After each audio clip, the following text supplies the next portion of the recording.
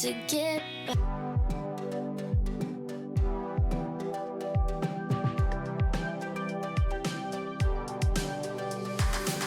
I can't unsee the things I saw when I first met you. There was a glimpse of what's to come. I don't want anybody telling me I'm confused. I'm not insane, I saw the sun. There was a warmth, there was a feeling that no matter how hard I try, I can't describe. There was a love, there was a meaning. I've never been so happy that I'm still alive. 'Cause I'm blinded by you, and I'd rather go blind than go without. Your eyes are enough to make a hopeless situation full of life. I guess it must be true. The future lives in you. The future lives in you. Yeah, the future lives in you. I guess it must be true. The future lives in you. The future lives in you. Yeah, the future lives in you. I can't begin to tell you how much I've been wishing for someone like you to appear. Now it makes sense to keep on breathing, keep on living. Wherever you are, there's no fear.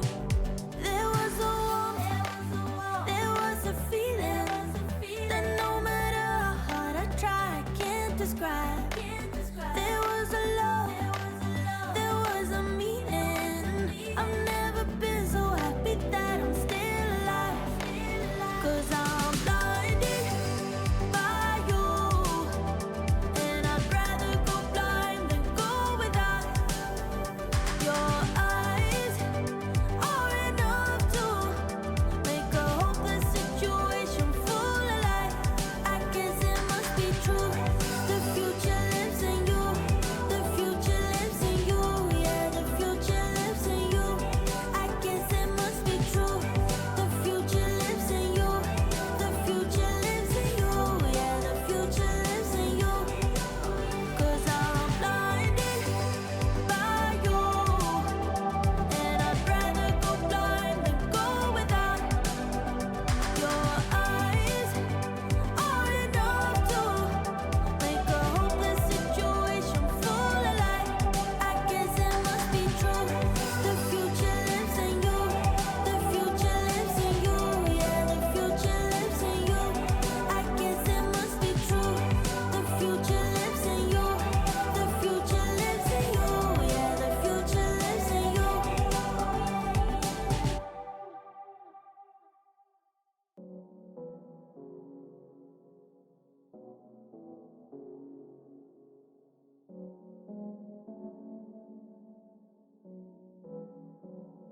I'm looking for a brand new start.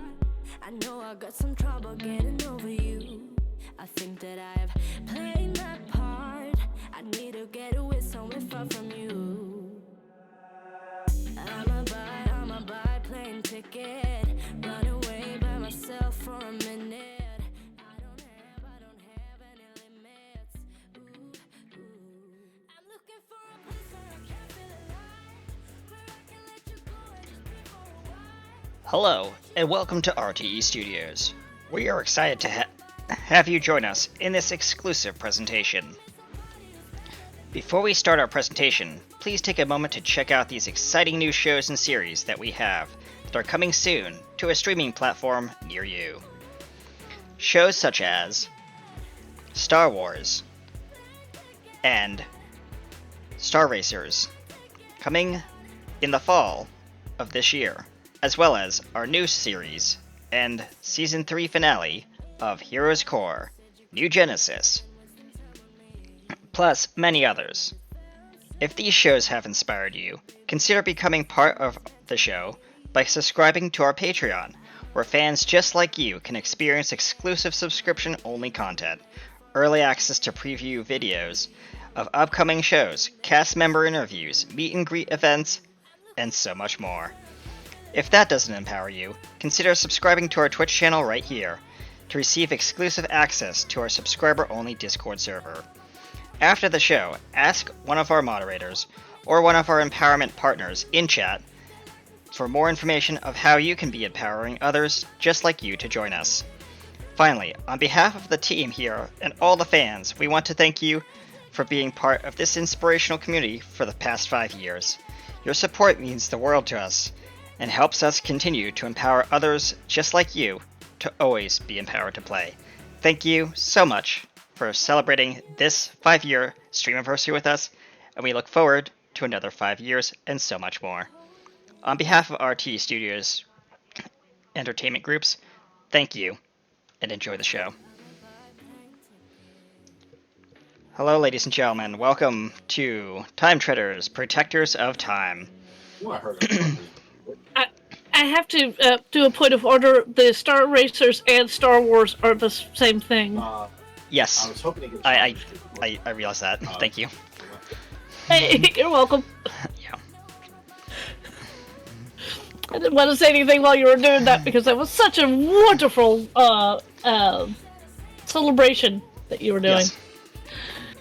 Not And I his see- fault, he's a silly twig.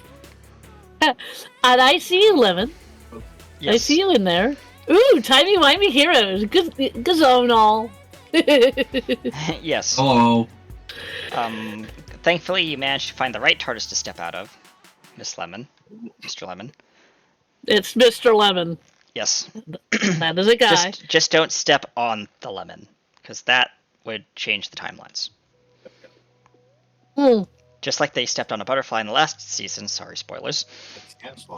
Last couple episodes. If you haven't seen that episode of the official Doctor Who series, go watch it. It is amazing. Ironically enough, something is wrong because it shouldn't have worked that way. I don't step on myself. Well, that's good. Yeah. Good to note, Lemon. All right. And also, hey, welcome in, Rogue. Thank you so much for that. I appreciate the celebratory hat. Yeah, it's been a long road. It has been a long road. Yes. Getting from Getting here from to there there. to here. Sorry, wrong show. It's been a long time, but you know, my time's fine. Yes. No, really. Yeah, I can feel my dreams come alive. I can touch the sky, you know. Yes. Alright, I'm done. All right. Oh Lord. Well, If you haven't seen, there's an episode where it's music based, and the bad person is phenomenal. oh I yes. love that verse. Yeah, Maestro. Yeah. Discord. Oh, Maestro, yeah. Maestro. Yeah. That is the name of the character, but the person playing that character. I watched a behind the scenes video on YouTube of her. She is so down to earth. It is scary how she can switch from such a calm woman to like this evil character. It's amazing.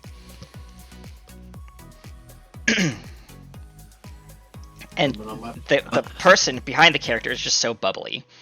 Yes. Nice. And I'm like, how could you find a person that open and outgoing to play such an evil character? It just boggles my mind. Just like Well, Timey-wimey with Wobbly. yeah. The other thing, the reason why why I'm gushing over this particular character is that that particular episode is all about music and Beatles and the '60s, and just it ticks off a lot of stuff. Yes. Just, So if you it's haven't seen it, go really- watch it. We will not spoil it anymore. yes. If you don't have Disney Plus, go get it.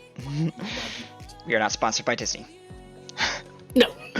But we'll promote the ever daylights out of them. Yes, please. Give them free advertising. Yes.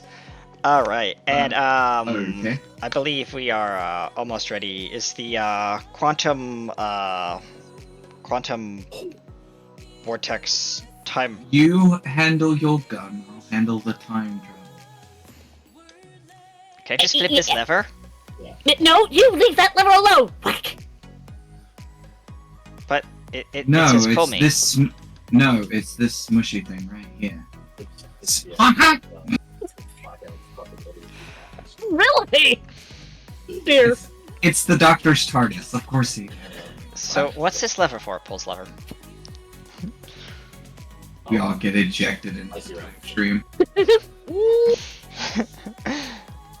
Oh, wrong lever, Kronk. As he goes flying out the door. Pull the lever, Kronk. Shrunk. Wrong lever. Why do we even Alright. pull that lever? Yes. Sorry. Sorry, guys, we're Favorite having too much scene in that particular movie. Love it. fun. Yes. Alright, and ladies and gentlemen, welcome to Time Treaders, Protectors of Time, Season 1, Episode 3, Echoes of a Distant Past. Oh yeah. How distant? We don't know, and hopefully our past doesn't come rearing up to beat us. Oh yeah. Maybe it does. I don't know. Hopefully not. But without Yep. further ado, I am going to jump us to this quickly. Hi, I'm Kenny Williams, playing Patrick Kenny, playing aka Kenny Williams, the very smart tech man, also bounty hunter, but we won't talk about that. No, we won't talk about that. Yep.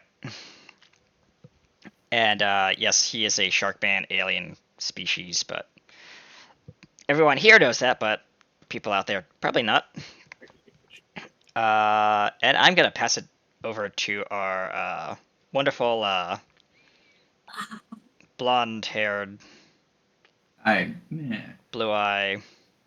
I am Katie Wynn. I play the Songstress, a Time Lord who, I hate to tell you, an entertainer is smarter than you. Really? Well, you came to the right place. We do entertain.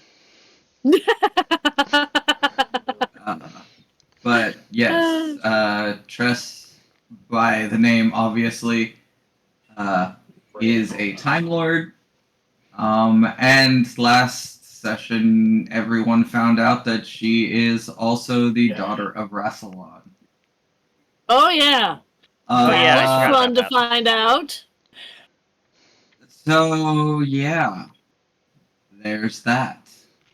There is that. She's the first daughter of Gallifrey. Yes. Yep. Although Rags doesn't care one way or another. Hello! I am your wonderful Time Master. I also play Rags, who is a very cute and lovable little kobold with blue eyes. And very innocent about the world. She is hooked up with two people that she knows one, the other one she's happily learning about. And I do mean happily. That's fair. Yes. Probably reminds her a little bit of Mary. Just a little. But Wow. Larry? Who's Larry? Larry? Larry is now a new NPC that has popped into the universe and probably like the distant, like 400 times removed distant cousin of Lady Mary. The great Centaurian, Larry. Oh god. Oh, that No! yes, is now canon. Larry the Centaurian. Yeah. No. It's one of Rory's friends. It's one of true. Rory's friends. No. Oh. Alright. Ow. Oof. Owie. And with that, ladies and gentlemen, we'll be right back after the opening intro. Please stay tuned. Yes. Is it this button, guys? It's not this lever. I know that much. No, it's the other one.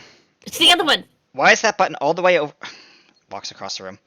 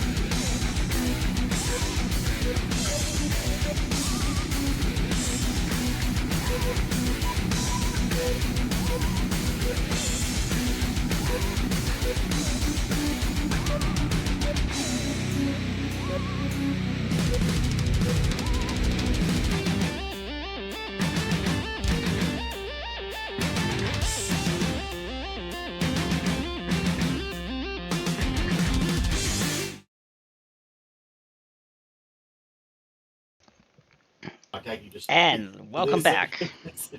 I believe where we left off, I just pushed a button. Yes, you did. 240 rags get spread. Oh boy.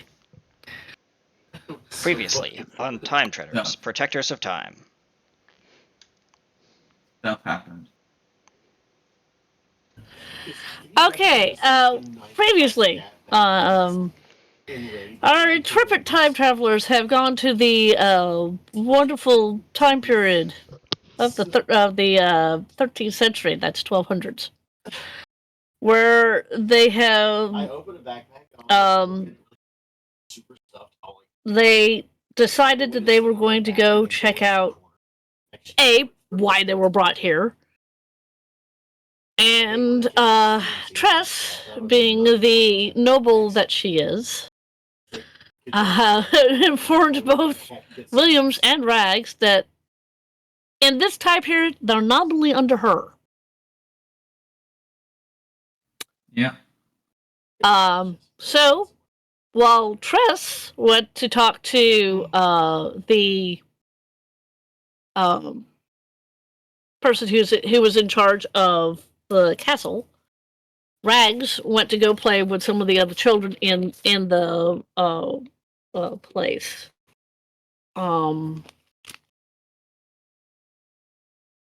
Tress found out from the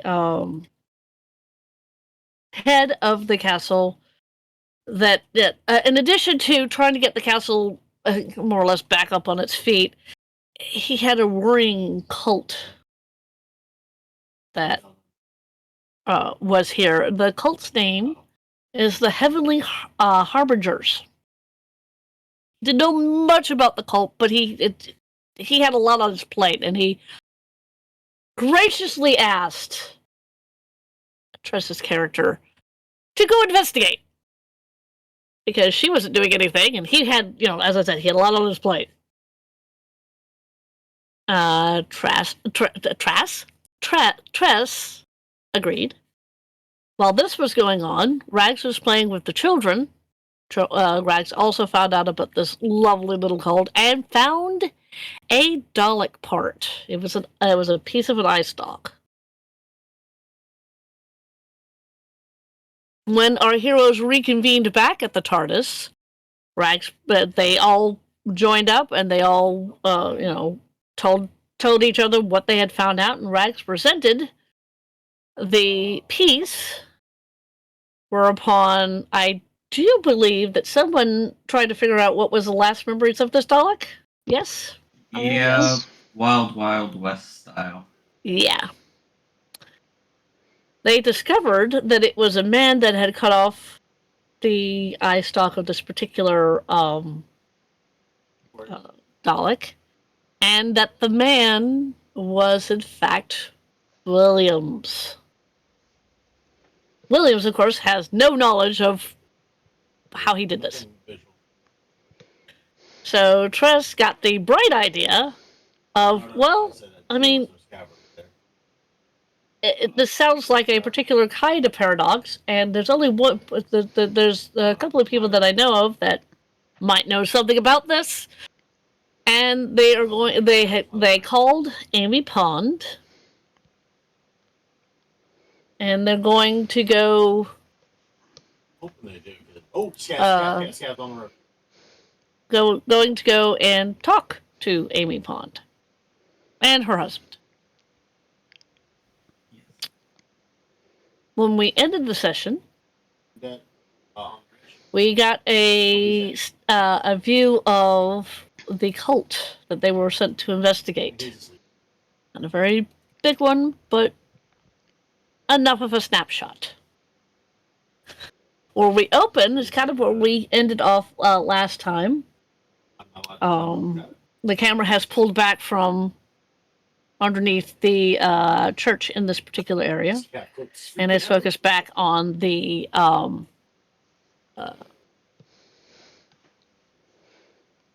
TARDIS. What are you doing? Rags is sitting there waiting for instructions. Up to you two. Yeah.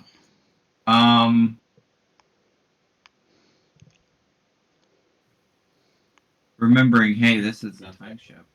Yes, this is a time ship.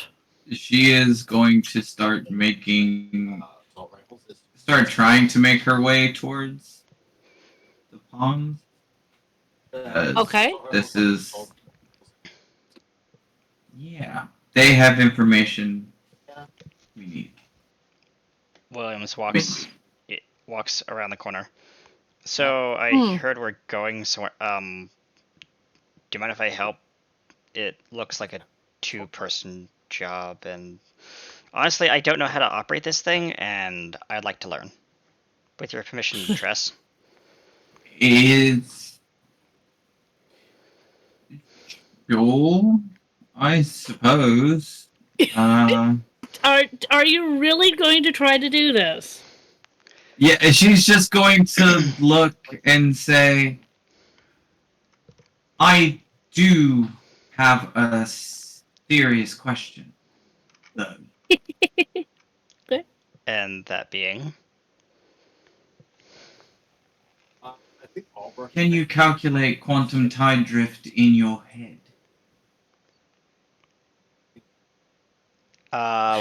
So this is a question for the GM. Decided that all cast Since I do have I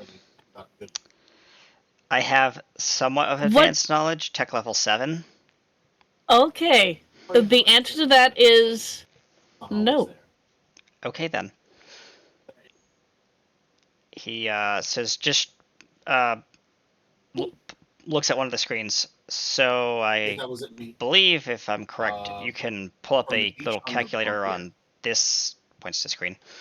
Or you could do the math for me, and I could punch in whatever changes her coordinates. I don't know what that was. Sounded like an RPD. The point of order. Even though I am probably the lowest on the tech tree, coming from where we just came from, and I don't even understand half the buttons and stuff, and I can't do the calculations that you just talked about. I think that just went over my tiny little head. Way over my head. No, it's yeah, he just wanted. Honestly, it's perfectly all right. Not even everyday Gallifreyans can use these. It's all right. Well, yeah, that's true. That is very true. I mean, how hard can it be? He slams his fist on the console, and literally the calculator pops up on the screen. I'm using Professor Maintenance. Yeah, the moment he does that, she walks over and starts going.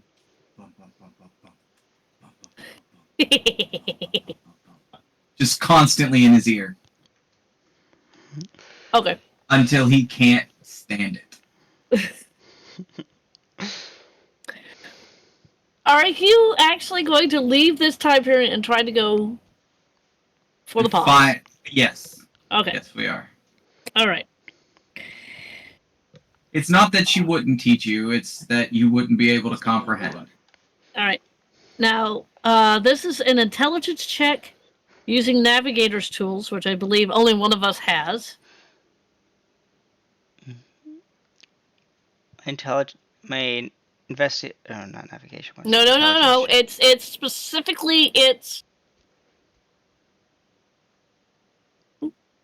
Trust rolling, right? I'm assuming Tress is rolling. Yes. Could I assist, or is that not an option? Yeah. Let's see here. That. So your DC is a 14. You're going to make 3 checks. You're going to plot the course, which is what you're rolling now.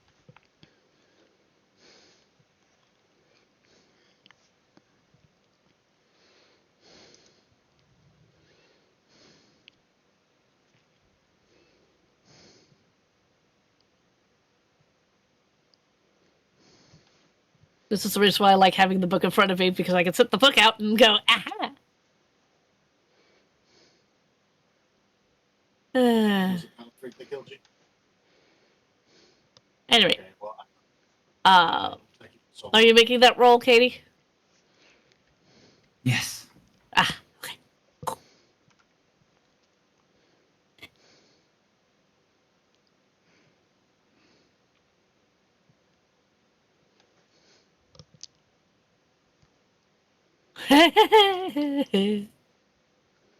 Where's my D20?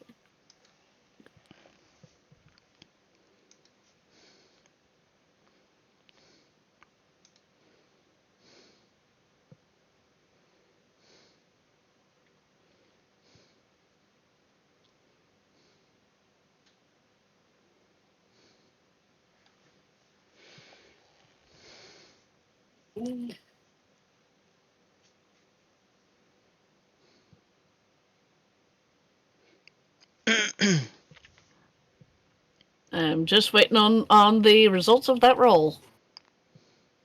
Which roll? What am I? Sorry. You're rolling an intelligence check using navigator's tools, Okay. and the DC is a 14. Done.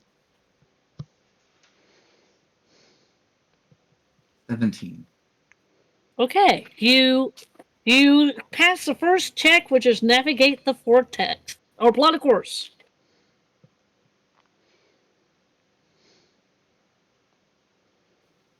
Now we see if pride cometh before the fall. Yes. Now the next check you need to do is a dexterity check, and that is a 15. Okay. This is the thing she's kind of good at. Yeah.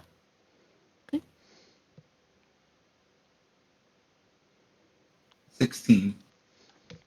Yeah, you got that. I'm 13 plus 3.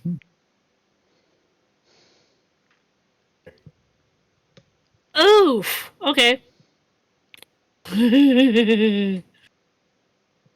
um. If I had failed that, it would have been vague. Well. Okay. What? You are the TARDIS is violently pushed off course. Now you've got to stick the landing. Of course. I forgot this thing is broken. Williams is looking at the screen. You're 100 or something, some parsecs, and climbing off target. Brace for impact.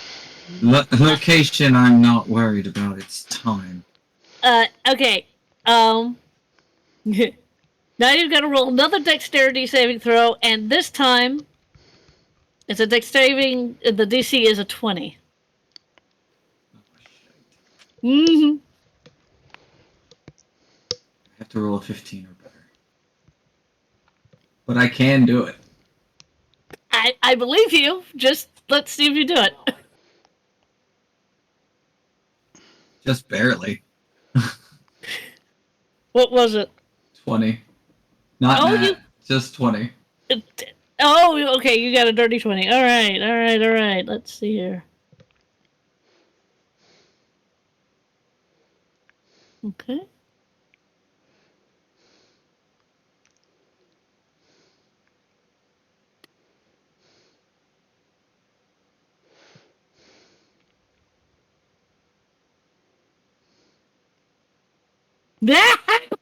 Oh boy.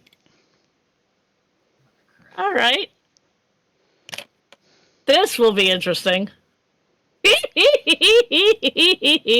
Succeed all the rolls, still end up where we don't want to be because of this damn TARDIS.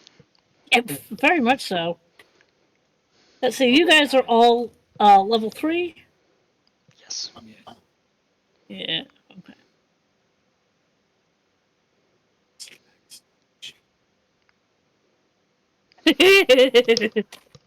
Oh boy.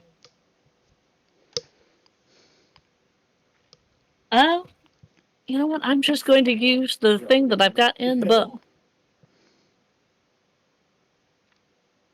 All right.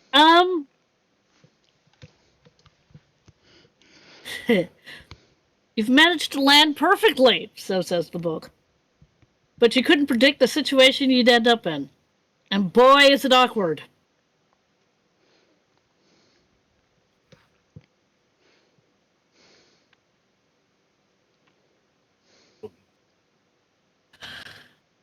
Okay. Did we end up in their freaking like living room? Mm,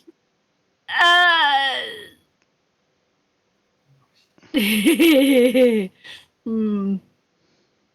Okay. You land. You all hear it land.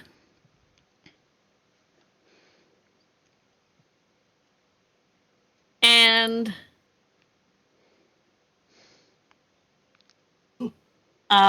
you are you going to check the screens, or are you going to do the doctor thing and just step out? Well, I know Does she Williams have would 2 do. hearts? She's going to step out. Okay, she's going to step out. What is Williams doing? Williams is about to check the monitors and say something, but before he can say something, she steps out. She steps out. Rags is going to follow Tress. She's a time lord. It's what she does. Oh dear, Yep. there they go again. Yep.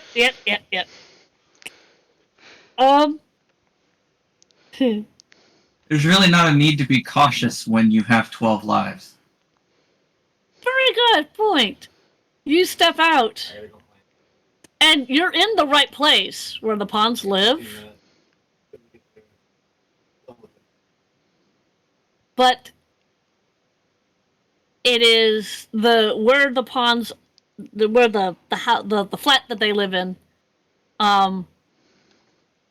is surrounded by Daleks.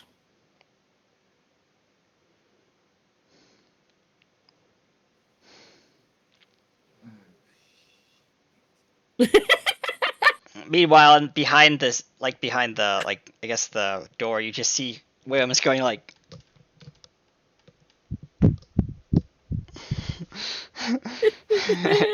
Yeah, it doesn't go that way. It continues forward. Rags kind of peeks out, from around your. She's short. Peeks out from around you, Tress. Is this where we were supposed to end up? Actually, yes. Okay, so why are they salt and shaker?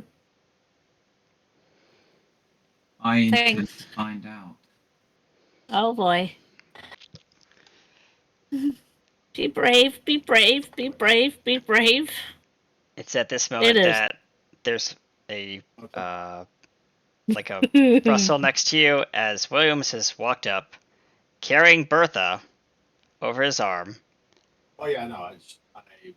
This one full combat time, this one time, I will do this. She says, and she looks at the gun and makes a whistle, deactivating the permanent stun mode. Oh, that's that. Okay, that yeah. Okay, I see. I see what you're doing here. Yep. Okay. Yeah, the choker she wears, or well, not choker, it's a necklace. Yeah, it's a necklace. Yeah. Hums. It hums. She says, yes, it's good to be back in business. Okay. Now, Don't get used to it. Now, sentient trash cans. Now, wait a minute. Why don't you just let Tress, before you start blasting that thing? I know that thing's going to be loud, so I'm going to be covering up my non-existent ears. Well, why don't you let Tress find out why the pepper shakers are here?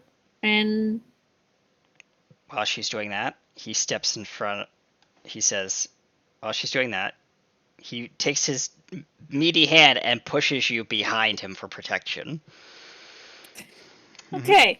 And Tress, to add to it, not to being pushed, but she'll kind of, on her heels, go down to Rags's level. Oh. And she's holding up what looks like a house key. Multiple. And she says, I'm going to give you this. Okay. If you feel scared, run back here and it will unlock that door, she says, pointing at the TARDIS. But in me giving you this, you have to make sure you don't lose it. Right. Don't lose it. Don't lose it. Don't lose it. And she hands the house key to Rags. And you see her take the house key. She has a pouch of many pockets. You see her take the house key, and it gets scrolled away somewhere. I suppose that's what happens when you bring a bag of holding into the real world. Yeah, something like that. I say real world, it's not, but you know what I mean. Yeah. Yeah, she's going to go. No, we finally got hunted today. Hunting is a bad word. She's going to go start looking for the occupants of this flat. Okay. Yeah. You're going to go looking for the occupants of the flat. It's stupid. And Rose just Um, stands there. So what am I supposed to do? Just guard the... Look out the wind. Stand to the side, look out the window. If any of those tin cans get any closer, make them regret their decision. Nobody here can wake him up. Fair enough. You're a soldier. Do soldier things. He takes up a combative stance and just like... like the soldier like ready to snipe something from afar. He's like, mhm. Now quiet. I'm hunting trash can. All right there, Elmer Fudd. Be very, very quiet. We're hunting Elmos. Okay then. Sorry, I had to. He just looks up at you and says, as I said, quiet, as he puts his finger to his lips. And he turns back to his gun. Sights. Actually, yes. Almost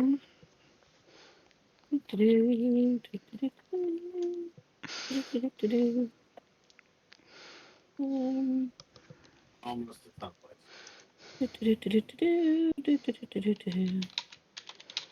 That is not what I'm looking for.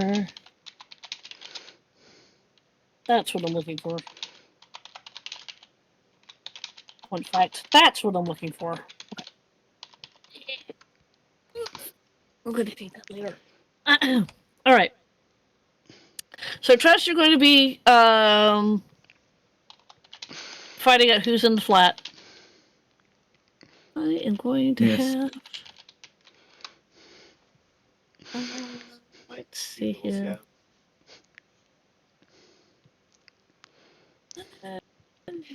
Well, in this version of hers, that's not her strong suit, but we'll go with it. All right.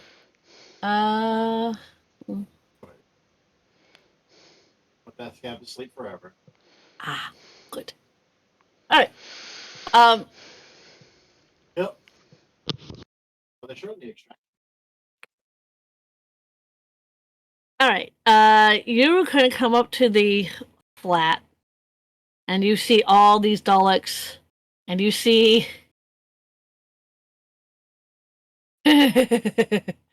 You see one of the Daleks turn around and look at you. Trips. Yes. What are you doing here? About the only English you guys are going to ever hear me do. Visiting a friend. What exactly are you doing here? Asthma. Bob, is that you? Asthma.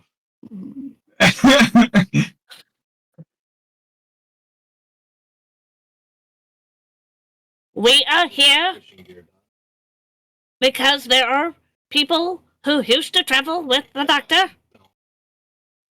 Like, Oh, shit hurt. oh dear. Well, that is quite typical.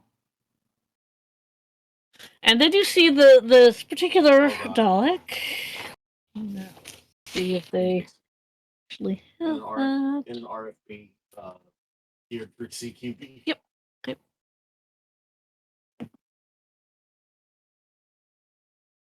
Like, he did fuck Wolf up a bit. Oh yeah. Huh? I'm in that. This particular Dalek scans you up and down. Yeah, 2 hearts, just like Oh. him. Mm-hmm. But female. Yeah.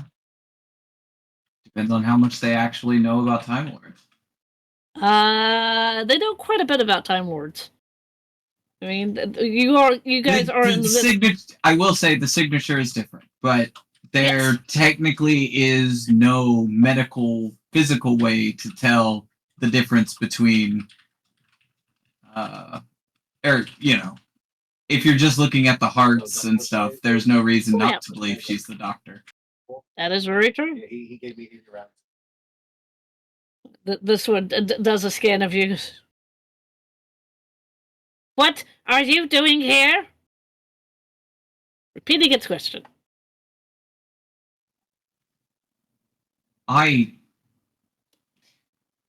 Well, if your logic circuits are caught in the loop, I don't need to. I am visiting a friend you tin can.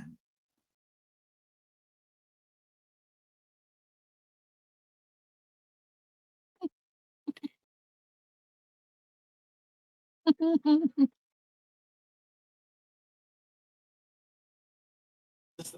this the mouth speaking? Jess, I want you to roll me a perception check.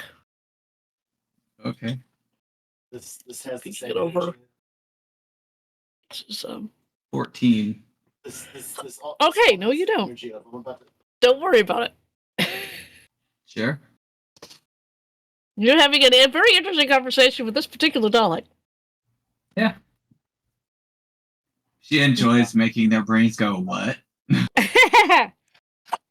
Oh, yeah. Particular Dalek, again, looks at you and goes, what friend? What personage are you visiting?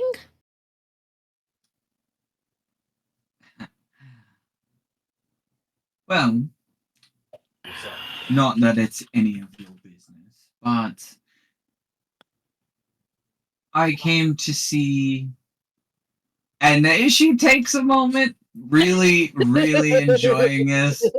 Yep, go ahead. I came to see Amy and Rory Pond about their daughter, River.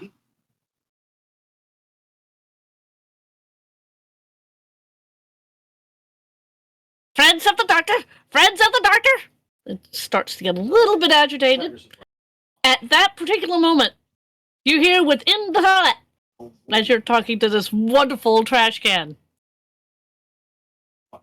you hear a girl, you hear a woman scream. You hear a guy go, "What the heck are you?" in the most British way possible. And then you hear another scream. It's Rags. Yeah. You know what? She looks at the Dalek, says, I really don't have time for you.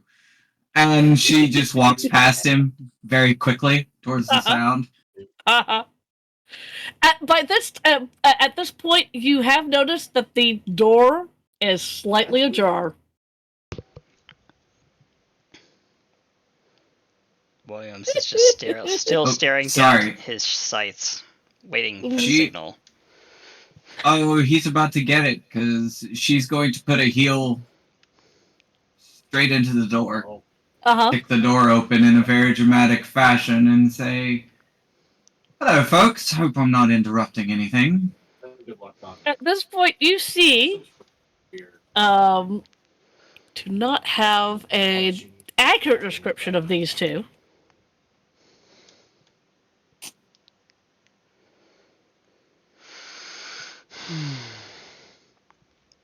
Um,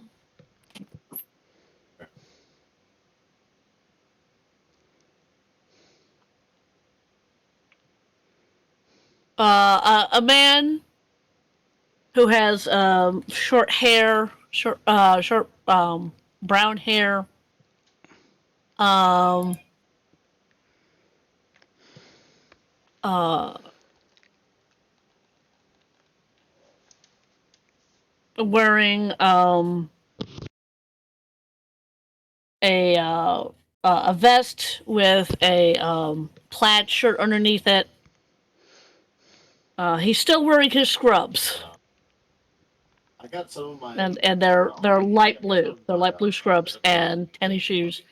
Standing next to him is a woman with flaming red hair.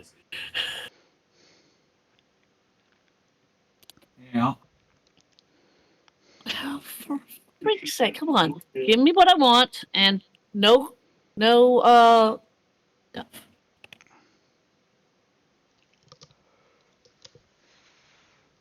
I got my the X back. What it would be? Yes, if they hate things. let's see here. 72 damage. I can't tell you what kind of eyes she has because the picture I've got is not. Yeah, it's not good. Yes. But flaming red hair, a little bit shorter than the man. She is wearing a shirt, a short skirt, also with socks and tennis shoes. And standing in front of them is Braggs.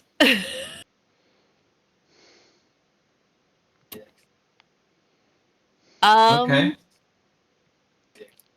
Uh,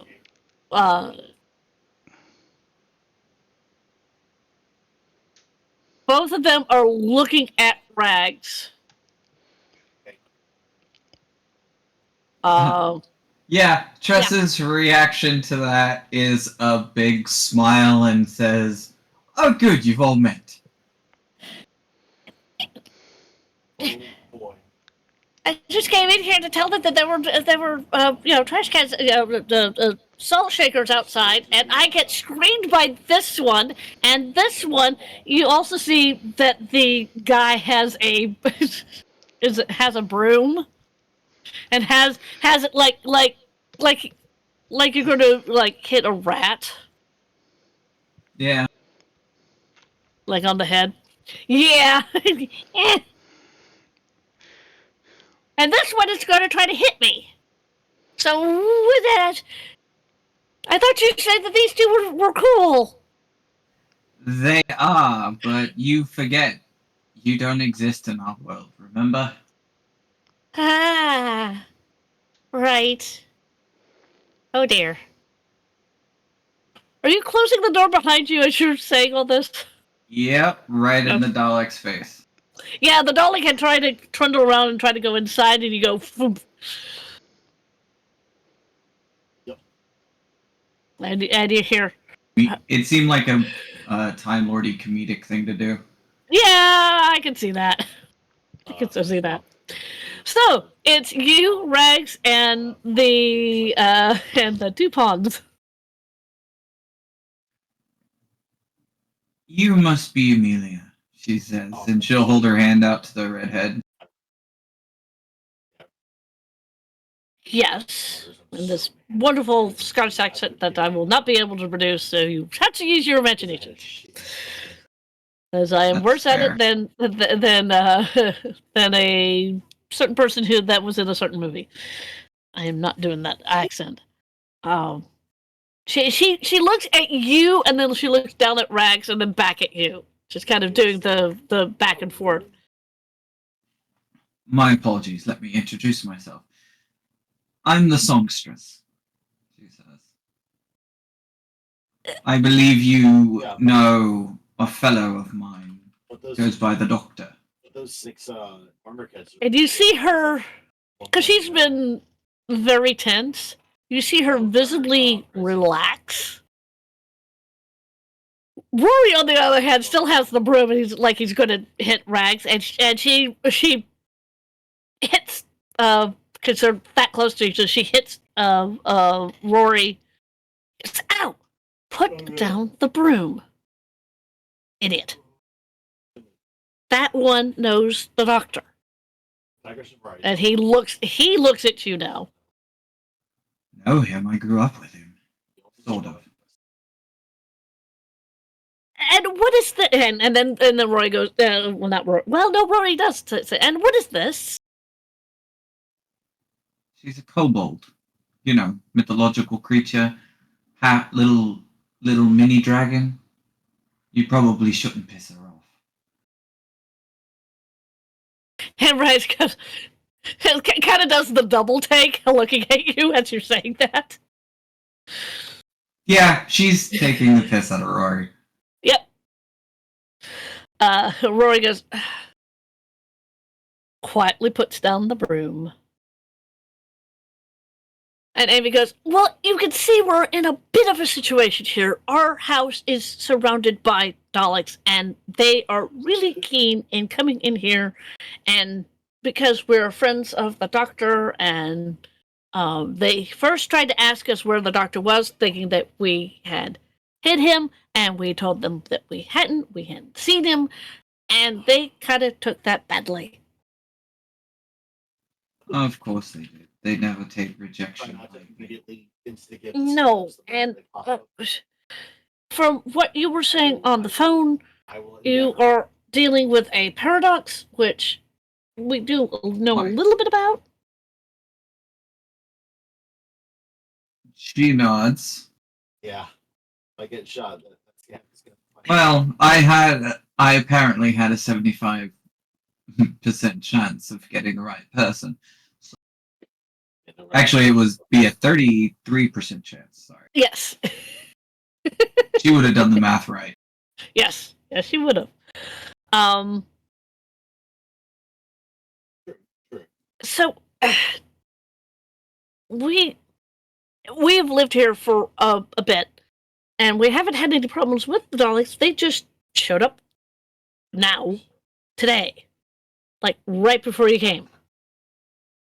Look, all that, like they just told me to wear the stupid helmet. Well, they were also found in, and she'll give the time, date, year, and location. The Punisher is go and do these kills with specific. Well, I don't think. The oddest part of our experience with them is the one we found was dead, killed by someone who has no memory of doing it in the first place. Okay. But it was on the video record. Oh, yeah, that one. So if they have no idea Okay. So if they're on the like shoulder, what they did, but it's on the record, that is a paradox. Huh. Yeah. Leading up to the road. If he's down at the bottom of the ditch, because you know how it's got a ditch on both sides from the shoulder. Okay. If he's at the bottom of the ditch, it doesn't. If he's on the upper incline towards the road. Now, Amy- I have not had experience with these types of things, so I thought that perhaps going through it yourselves one time, you probably had a little more insight. Well, the one that we went through dealt with cracks in the wall, and once. I was a kid. Was he kidding when he said he rang the fucking bell? Technically, once The the doctor, kind of rebooted the universe, we didn't have that problem anymore. Yeah.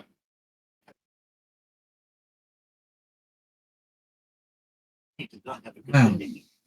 No. No. So you're saying that you found, what exactly did you find in the in this particular time period? I mean, worried I did a cult. A cult centered around a blind Dalek. So what's the cult's name? Katie doesn't remember, but she will give the name. The Heavenly Harbingers? Yes. Yeah, there you go. Eh. Well, okay, we have a name. Rory, be a dear and put some tea on. And Rory goes, That would be lovely. and Rory kind of looks at his wife, looks at you, rolls his eyes, and stalks off. Because that is a Rory thing to do. It's like, and there's my wife, taking over. Begrudging exceptions. Yeah, begrudging exception. Yep. Rags kind of finds her a place to sit, and you see Rags, kind of putting her hand over her own heart, going, because she's just been frightened out of her skin by these two. Yeah, that's fair. Yeah. So Rags is not going to say very much in this particular interaction, other than yes and ahs, and probably very graciously take the tea once it's made. So. Quick question for the GM. Williams Yes. is still on the TARDIS, right? In the TARDIS. Williams has poked his gun out of the TARDIS. Okay, he's actually standing out in front of the TARDIS now. No. You're in the TARDIS, but your gun is outside the TARDIS. Oh, okay, poking through the door. Got it. Yes, poking through the door. Okay, he's just waiting for any signal at this point, and... Okay. All right, that's fair. Yep. He's gonna give it 5 minutes. If no signal comes, he's gonna go in to the house. That's fair. All right. So, back inside the house, Amy goes over to, there's a computer. Amy goes over to the computer and sits down at it, pulls up a search engine and types in the Heavenly Harbingers. And it produces a wiki page that this particular, it was a cult. It got started back in the 10th century. Although how it got started was a little bit mysterious. It also shows the symbol of what the cult is, which is the rondel with the eye on the background. And you've seen this before. The cult, as I said, started in the 10th century. Oh, right. It's somewhere else right now. I have to find something else to put in that place.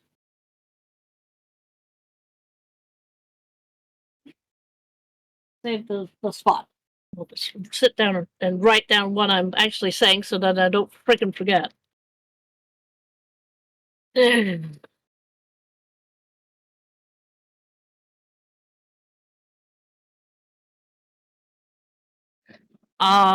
By the 13th century, it had become one of these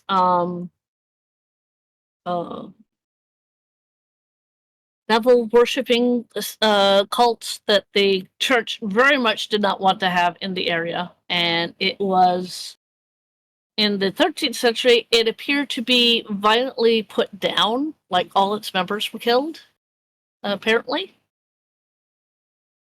The article goes a little bit further on, and apparently in World War II, it popped up again.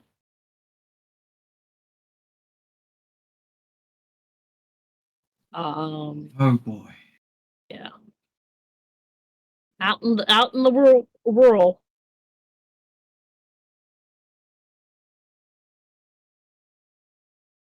And apparently this particular cult has gained steam.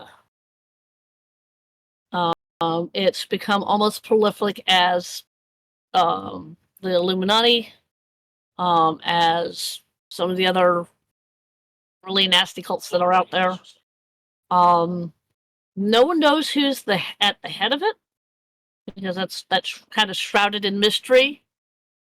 But it appears to be very successful because they're passing themselves off as a self-improvement cult, a self-improvement thing. People are brought in because you want to improve yourself or some such, and that's how they bring you in to this particular cult. Oh well, that is lovely. Oh yeah. So right now it's very, very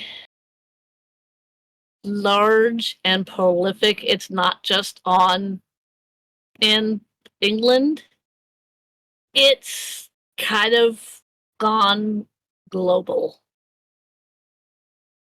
Like it's everywhere. Yeah, they're gonna hit the radar at random sort. And she gets down to the bottom. It has like it's Wikipedia. They do have sources, and it gets down to like some of the sources. She clicks on some of those, and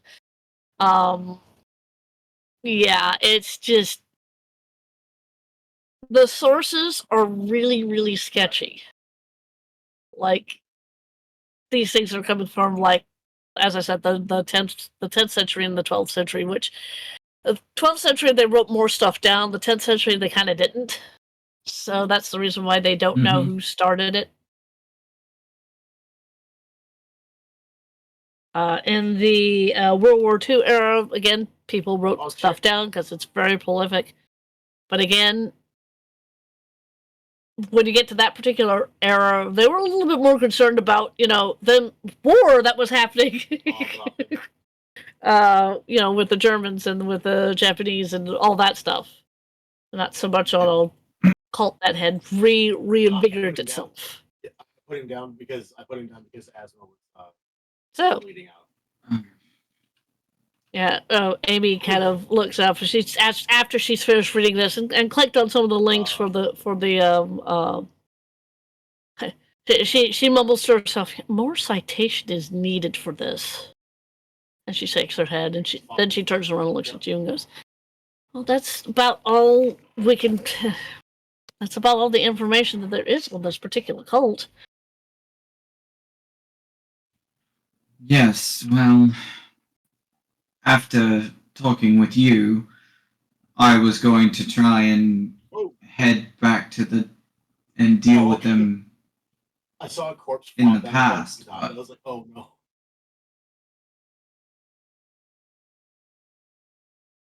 At this particular point, Rory comes back out with a teapot and one, two, and 4 cups. Yeah. I had to count the number of people that were in the room currently. Tress Rags, Amy, and Rory. Yeah. So there's 4 people in the room. He sets it down on the little table. He finds a chair next to his wife, obviously, and he goes, I was listening to what my wife was saying, and I've heard of this cult. I mean, it's, well, I've had friends get snapped up by this cult. I mean, me being a nurse, I work at a hospital, and that's actually very prime a prime area to find people to join this particular cult. I mean, there's lots of people who don't want to, spend the money to go to a hospital to improve themselves, and this cult tells them that they can improve themselves without, having to go and see a professional. Well, that's admirable. I don't think that is the sole reason. No, but Yeah. these particular colleagues of mine, colleagues and friends, they go into this cult, and I don't see them. I don't think anybody has actually escaped this cult, and even if they have, they're not going to, come out and say anything to like the papers, to the media, not the papers.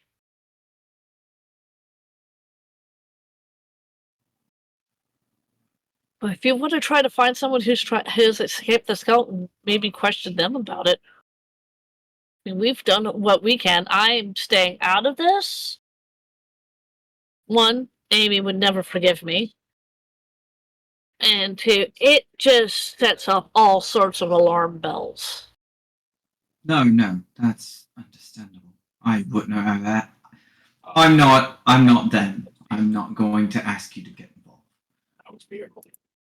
So what do we do about the Daleks that has surrounded our house and want to know where the doctor is? What do we do about that?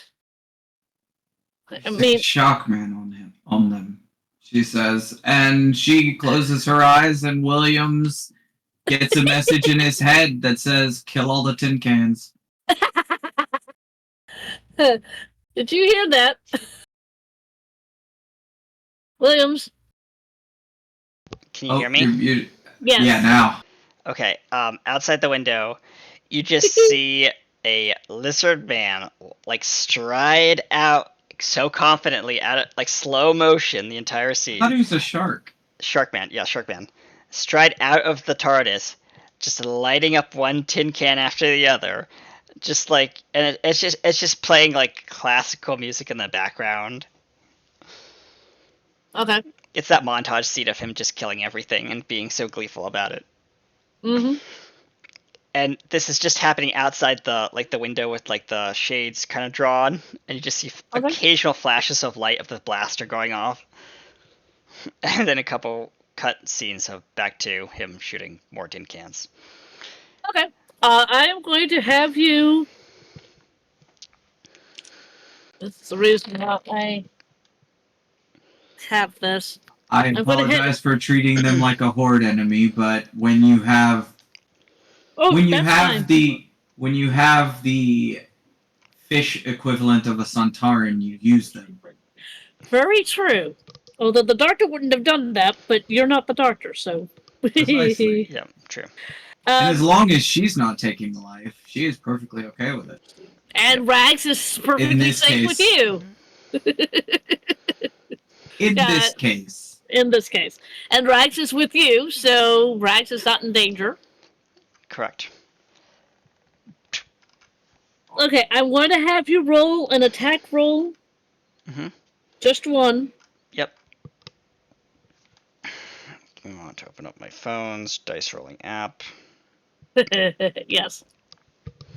Because I don't have physical dice on me. Dice roll, okay.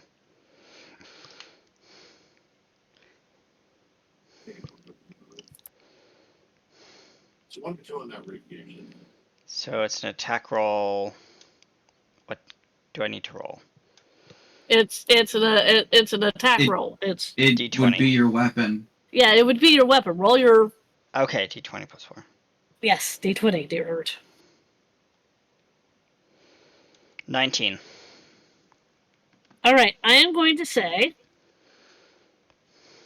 First of all, I'm going to roll to see how many there are out there.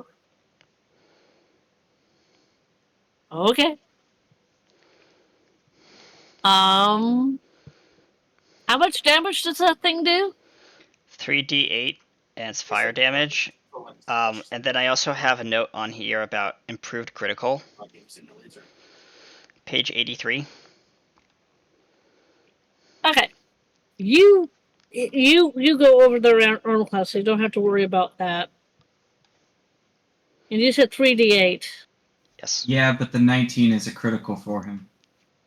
Oh, that's true. So that's double the damage Yes. With the improved So- critical. with the Yeah. critical. The improved critical is what gives you the 19-20 range. Yes. Mhm. I'm going to say this. Hmm. Yeah, that's gonna help. You're going to, because that's double damage. I'm going to have you take max damage, Okay. which normally that would be 24, but you double that because it was a critical, Hmm. and that's 48. So yeah, in a few second or a few minutes, Tress, you hear blaster fire, and the She looks horrendously calm. Like, Yeah. she just looks calm and like, Oh, yeah. okay. And the blowing up of things outside. Rags kind of looks at you, Tress, very worried that somebody is shooting outside, and so do Rory and Amy. They both look at you. You've got 3 sets of eyes looking at you, and you're as calm as a cucumber. Yep. Yeah. She says, what? I brought a soldier with me. Might as well use him.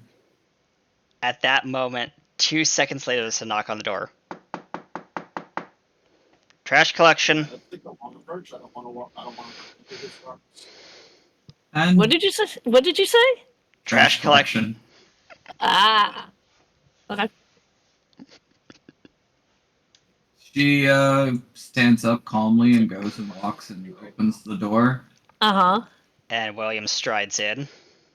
Yeah. No, me and Wolf are. Well, No. you look no worse for wear. He dusts part of his armor off. Pardon me, ma'am, sir, Yeah, me and Wolf are in the same you space. seem to left your cans in various random assortments sitting outside the your stoop. I took the liberty of cleaning up the place for you. I love you. I so love you. That is awesome. I love it. Perhaps next time leaving your cans on the side of the stoop would be more appropriate. Rory actually shoots up and starts to reach for the broom again. Yep. There's no need for Uh, that, as he raises Trent- his weapon. Tress just kicks her leg out, keeping him like wrapping it around the broom, keeping him from being able to grab it. Right. Okay. He's all right. He's a friend. Williams, put down your weapon. Nobody's intimidated. He discharges powers down the weapon with this loud. She also, the moment he does that, does the exact same whistle that disabled it before. Okay. That's fair. Or put it on stun permanently. Okay. Okay. That's fair. That's fair. Rags. As soon as Williams came in, Rags kind of just settled back down in her chair and very quietly she's sipping tea. She knows what Williams is about, sipping tea. It's the 2 humans that have never seen this particular individual before. Or a creature. So, yeah, creature. Mr. Are you actually the creature or are you the human? Oh, he's in creature form. Okay. So Because- yes, creature. Yes. Yes. She, Both of them with eyes of sausage goes. Check that. That's not something that we ever encountered while we were traveling with him. I want to check that PMC. What is that? Who is that? I am a. I even forgot my damn species. Sorry. What's my species? Aquarium. Aquarian. I am an Aquarian from Aquatica. Pleasure to make your acquaintance. And I believe we've pretty much all met. I was looking for where he was. Part of my appearance as he steps forward and promptly bangs his head on the the door Yeah, frame. you're 9 foot tall. Yes. Jesus, why do humans have to be so short? Should have died to He one. ducks Probably underneath the same reason that you have to be so tall. She says, Amy, Rory, this is Kenny. You killed him This the is other Kenny time. Williams. Mr. Williams, this is Rory and Amelia Pond. He looks straight down at them, like from above, and he says, "Hello there." AMC. Okay, so I will say this: the standard size of an exterior door is 8 foot. Yeah, he had to duck under. Yeah, he had to knock under. I just had to go look that up because. Yep. I knew this as a fact, and that's why I did the banging on his head on the doorframe. Oh, okay, that's fair. I am Grooted all over that doorframe. Yep. Pretty much. Oh, and when you actually get into the house, the ceiling. Yeah, it's 8 feet. No, it's 10 feet, so you could actually stand up, but Okay. you're 9 feet tall. It's a 10 foot Yes. tall room. My head is you probably. hop, and things are gonna go bad. Yes. Yes, he notices the ceiling fan. Yeah. Yeah. The ceiling. Yes. And Rags goes.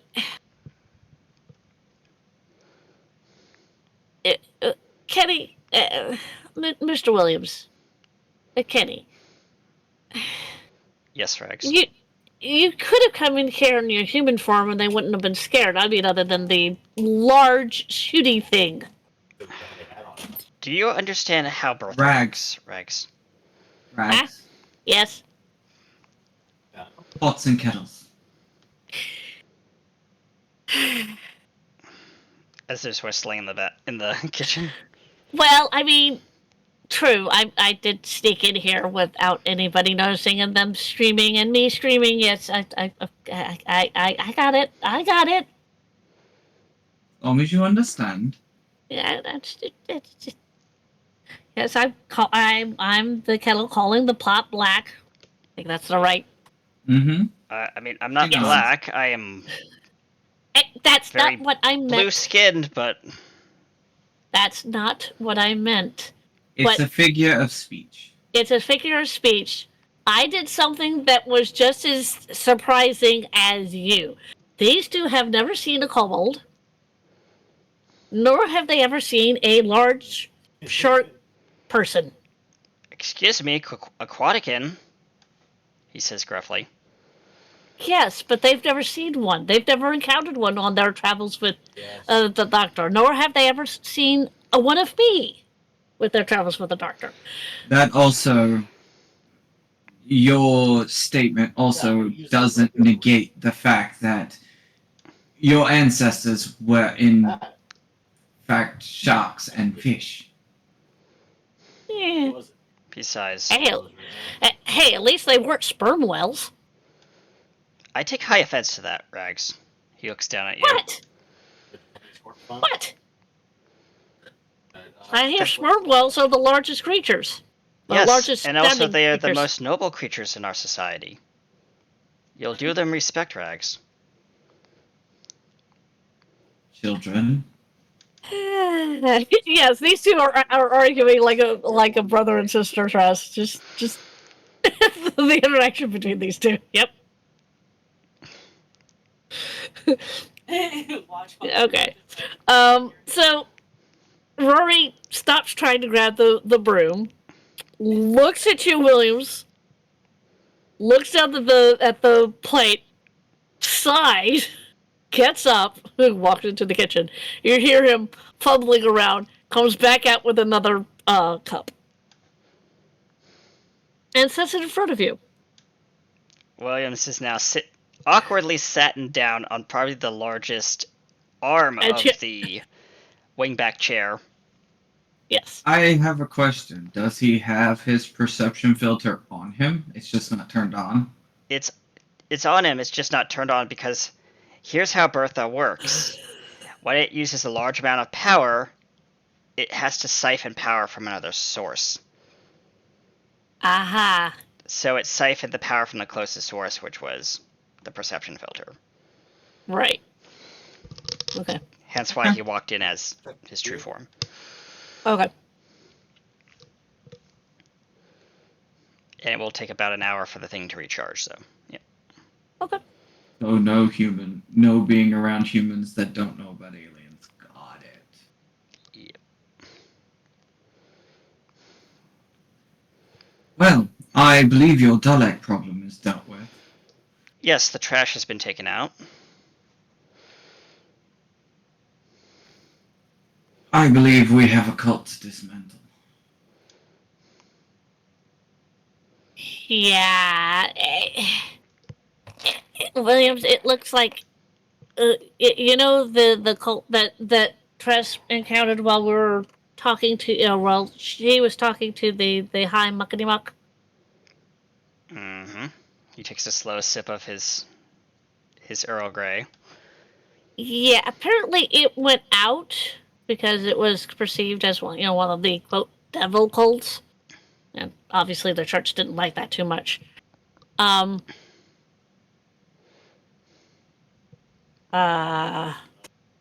Thank you, Evil.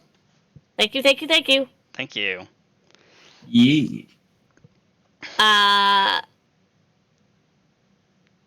And then it got wiped out apparently, but then it came back in the World War II era. Is that the one with the people The little mustached man. Oh, I hate that guy. Yeah, well, so do I, but there's not a lot we can do about it. If I could go, well, No. honestly, if I could go back in time, I would gladly show him Bertha. No, you can't. Unfortunately, that's a fixed point in time. And now I was about to say that. No, you can't. For what Lady Mary says, that had to happen. Although I have an idea, it's just not a very good idea. I like bad ideas, says Williams as he picks up a tea cookie and dips it in his little tea cup. And proceeds to munch loudly on the tea cookie. Mm-hmm. Ooh. Today is Frank House's 80th birthday. Sorry. Oh, Interesting. I am so sorry. Sidetrack. She says, right. So that was my bad. Sorry. we know we don't have a lot of information on the cult. That much we know. Yeah, well, yeah, that's true. We don't. I mean, we do know one thing. The Yeah. cult's trash. I thought it was his shoulder. Obviously. I thought it was his shoulder, so I shot Here, him. we at least know somebody who Undercover. I didn't- has known somebody that got into this cult. I'll buy it. I'm thinking about becoming a member. Williams just looks up and is like, so "Are you mad, woman? then? Did I grow a second tail?" No more than I No. grew one. Why? Well, why would you join the cults? From what Lady Mary has told me about some of the really nasty cults, those things are hard to get into and even harder to get out of. Yes, if you say that again. have. Yes, if you have the will of an ant. Actually, ants have quite a bit of will. The will of a blobfish. Okay. Well, Williams just looks at you sideways. like the word blobfish is actually just a slur for his species. I hit that. But no, I go in, disguise myself as a human, and see what I can find out. I would go in with both of you as well, but my being Gallifreyan, I have a bit more of a complex mind for them to break. I mean, I've had my fair share of run-ins with cults, Williams says. There was this one time where I dealt with I infiltrated a particular cult on my homeworld and completely eviscerated them, he says with glee. Yes, but this isn't one of those times where that is acceptable. There he is. He's still basically. Well, at I least I'll want be able to in- take out the trash. I want information. Information about the starting of it. The more information we get, the easier it is to pinpoint the nexus point of all of this going wrong. That's fair. I mean, she's not wrong. It's just I feel really weird about her walking into. No offense to your mental fortitude, but I feel really weird about her walking into a cult. Plus, as far as difficulty, what cult doesn't want a celebrity sponsor? It's at this point that William says, Oh, you're going to become like who is that guy who jumped up and down on the couch? a spokesperson. Yes, that I was going to act like, yes. And William says, and I could be your bodyguard protection. I mean, I don't know. Rudy, is that what they call them on this planet? No, bodyguard, security. Yes.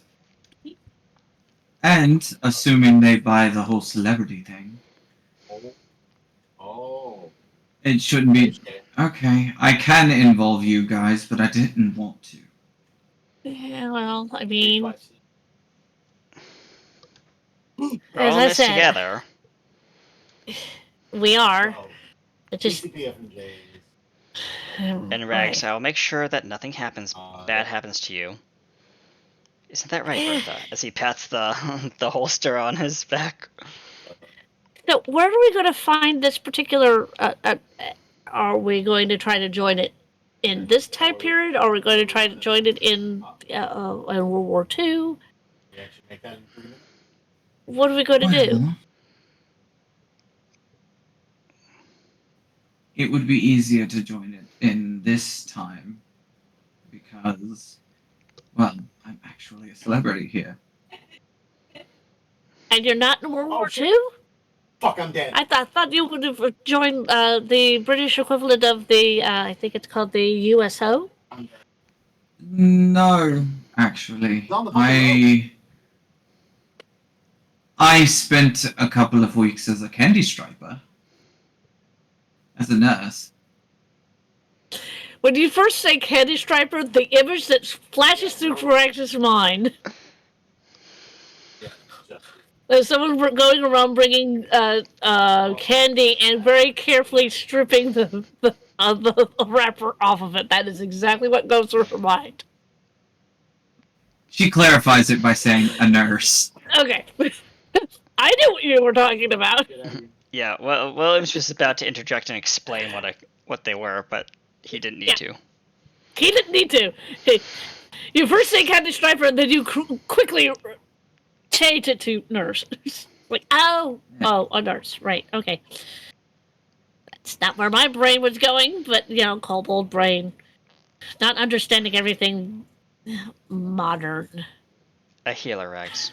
William says. It's all right.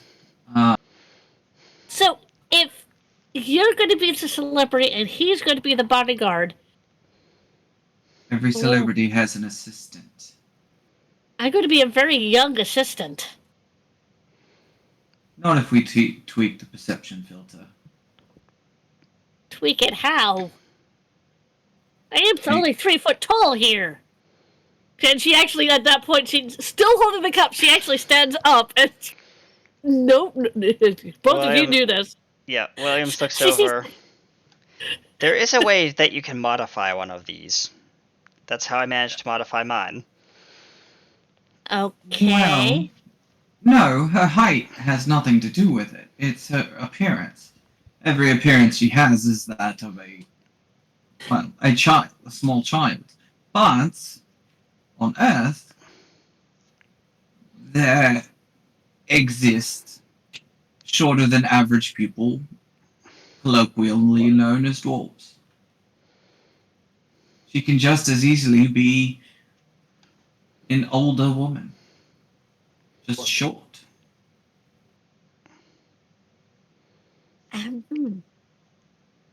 And I get to keep the rainbow hair? I guess I like that bit. You can keep the rainbow hair. And you see Rags very carefully putting down the cup. Before she does this particular little maneuver. Puts down the cup. And you see her dance like, hopping from foot to foot, but kind of dancing in a little circle with the tail kind of following her. It's She's a tavern very- jig. Yeah, basically. But she's being being very small and very cute about it. And everybody in the room does the exact same thing, I think. I hope. Which is the, oh. A little bit, yeah. Yep. Williams is like the last one to kind of show any form of expression. And he said, after that's she's fine. done, he says, "All right, Rex, could you hand me the perception filter, please?" Well, which one of you is going to fiddle with it? Is it going to be Williams over here, or is it going to be you, Tris? Who's fiddling with it? Since Well, I've made the really, the modifications choice is before, yours. Wait. I only have 2 ears, one at a time. Tris. What did you say? I think he's perfectly capable of altering that bit of tech. I don't see why he can't do it. Plus, as he says, he's had experience with it before. Very true. And she I have to take go do something a bit more complicated. a bit more complicated? You have no idea. Okay, so are we making this trip back to the TARDIS? Obviously, we're not doing it in their living room. I mean, I I'm pointing could. to the two pods who have been very quietly listening to this whole conversation.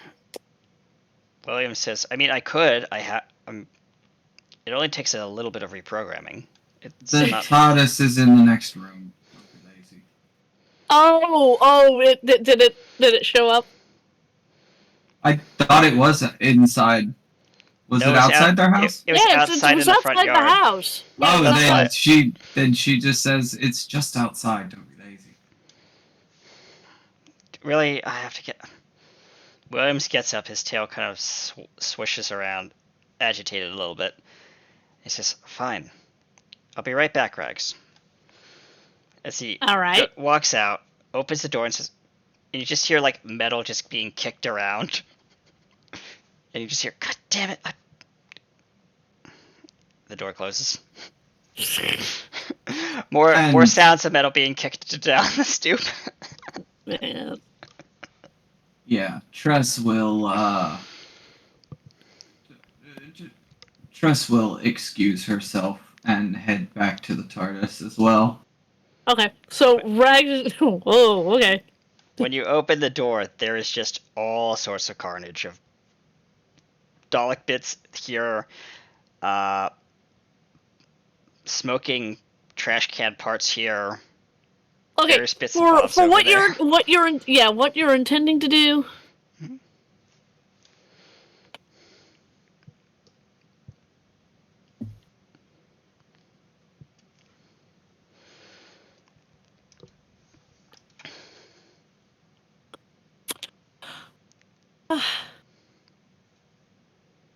For what you're intending to do, I'm going to have you roll. Oh, let's see. An engineering check. That's fair.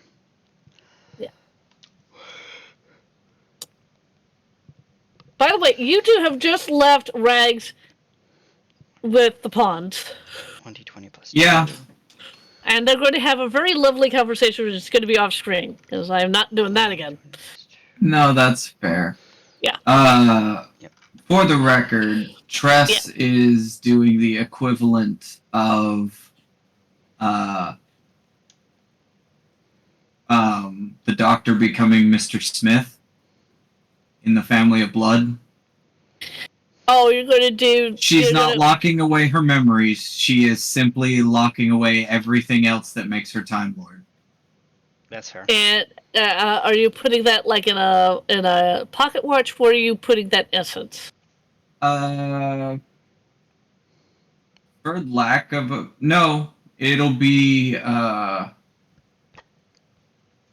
me think. It'll probably be her earrings. Earrings. No. Okay. All right. Since you're not taking away the memories, all you're doing is Hiding. yeah. The earrings will work. Alright, I rolled a 12. Okay. As far as your knowledge, you have done exactly what you were supposed to do to the perception filter. Yep. Mm-hmm.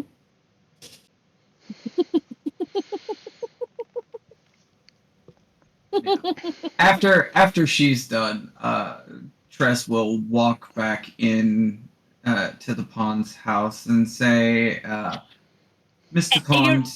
Yeah. As you're walking back in, I'll let you say what you're going to say. But as you're walking back in, you're hearing a very interesting conversation between Rags and Rory and Amy, and they're both asking her questions of exactly what she is. Rags has gotten to the point of, haven't you ever heard of Dungeons and Dragons? And both of them kind of look at each other and go. Amy goes, well, I haven't, but... And Rory goes, I've played... Oh, what kind of character do you play? I play a cleric. Kind of very sheepishly, he's sitting in the chair kind of... Oh, Like, I know a great artificer and sorcerer. You mean sorceress? Yes, sorceress. There you go. I mean, I know some really nice people too, but yeah, I am the kobold from Dungeons and Dragons. You go to Dungeons and Dragons, you look up kobold, and well, I'm not there, but that's what a kobold is. And yes, we're also mythical creatures, apparently, in this particular in this.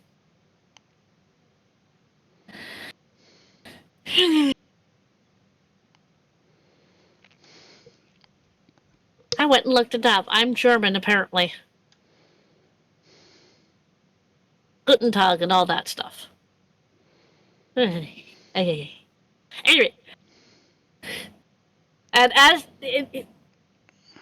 that particular conversation winds up, as you're coming back into the room or coming back into the house, what do you say? I'm so sorry. Yes.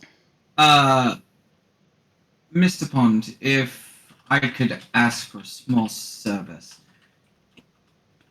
I haven't done this particular trick before, and I want to make sure I got it right. Can you grab a stethoscope and tell me how many hearts you get? He raises an eyebrow, looks at his wife. His wife goes, does the non-committal shrug. I mean, he's a nurse, so... Yeah, that's true. Why she's asking. He walks out. He comes back in with the stethoscope. He puts the thing in his ears. He puts his puts the flat end to your chest. Puts it over where the heart would be in a human. Okay. And moves it over to where he thinks he's going to hear the other heartbeat, because he knows he pretty much announced that you were a Time Lord. And moves it over. Kind of does the, look. Moves it back. Moves it over. She has a big grin on her face because she knows that means it worked. He pulls it back. Takes the things out of... I thought you said that you grew up with the doctor. Why do I only hear one heart? Because I sealed pretty much everything that made me a Time Lord. Yeah. And she flicks her earrings. Oh, okay. Yeah, that makes sense, I think. If we're going to infiltrate a cult with about beings that can scan you, I thought only having one heartbeat might be relevant, or, coming across as a human. Right. At this point, Kenny, you come back in. Yep. He's in his human form. He's learned his lesson. Right. Yeah. Now you're 6 foot tall, Yes. so you don't bang your head on the door as you come in. Yeah. So the door opens, and a different man walks in. Yeah. And again, Rory goes, "What?" And Don't worry, it's me. You can. I saw you reaching for that broom, sir. yeah, it was about to go for the perp again. Do you present Rags with her perception filter? Yes, he's holding a small little device in his hand. Okay. Here you go, Rags. She takes it. She puts it on her body. Not it's somewhere where they're not going to see it immediately. She turns it on. Now, what you guys are expecting is a short person with rainbow, as a short woman with rainbow hair, right? Mm-hmm. Yep. At least that's what he programmed it for. Yep. Well, no. But what pops out is a not 9. Sorry, a 5'9" woman with rainbow hair. I mean, oh wow, you're almost as tall as I am. That's impressive. And hey. she looks at herself. I don't have a tail, and then you see her do the running around. Where's my tail? Tail. It's still there, Rags. It's just hidden. Oh, okay. But it is the same person that you guys saw back in the Middle Ages, just kind of all grown up at this point. Yeah. Rainbow hair. I'm assuming you programmed in clothes. Yes. Kenny? She is clothed. What are the clothes? The clothing is it's a kind of like like a bomber jacket, Okay. but instead of brown, it's white with kind of like brownish, kind of like wool fuzz inside. Okay. Um, That's fair. And then there are underneath there's a single color sapphire kind of like top, crop Okay. top. All right. And then for the pants, it's very short, like cargo jeans, but like very short, like up to like like some women wear like very very short cargo jeans that are very tight. Yes. Those with a couple rips and tears and stuff like that in appropriate places. Ah. Yeah. She looks down at herself. And you're wearing sneakers, like Sneakers. Chuck Converses. Okay. She looks at herself, complete with rainbow hair. Mm-hmm. I saw what you did there. Mm-hmm. She goes, "Okay, why did you turn me into my sister?" It was the closest program I had available at the time, Rags. Just go with it. Oh, all right. I mean, the only thing you got wrong was the color of the bomber jacket, but we'll go with that. I mean, White looks good on you. Well, I don't mind the color. I mean, it does come with like 2 other different outfits of similar variety, but I just went with the default for now. Well, I mean, yeah, okay, yeah. Well, now we don't have to say that I'm a whatever you called them, a dwarf. You know, I know dwarves that they're really tough people that usually are grumpy and work with Trust me, I've met one. They're overrated. Says they're Williams. overrated. Yeah. yeah, Tress is just looking at them like, yeah, huh? Yeah. Totally. They always dig holes. Diggy hole. Yep. Yeah, they're a bit different here. Okay. They're like normal people, but shorter. I can believe that. Thank you so much. I think I did drink all the at least what was in my cup, the tea. That was very good tea. Oh, that was very good tea. Williams I says, think- "Do you have any more cookie? Do you have any more of those little cookies?" Rory goes, no. kind of And- looking at you. Kind of, no. Tress just looks and says, and out of curiosity, just for clarification, you said your hospital was the one that you knew they recruited from. Rory nods. She nods. Well, I suppose it's time for Tress Napolitano to actually put on a show there. Rory again raises an eyebrow. Have I been to one of these shows?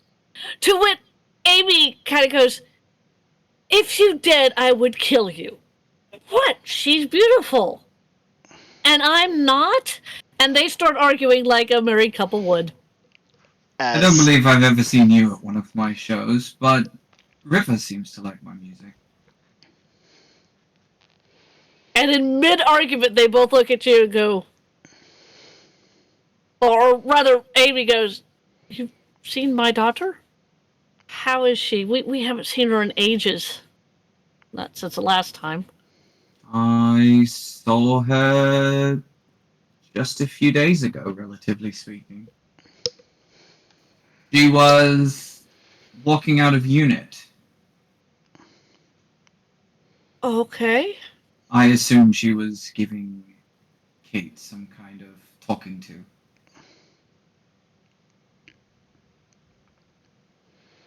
She is worried about her husband. I can tell you that. Well, we're worried about him too. I mean, we're quite happy here. Which, you know, that's wonderful. But I mean, if Not you quite guys the same, is it? no, it isn't. But if you can deal with this, well, it'll be something off our mind. Well, we are certainly working on it.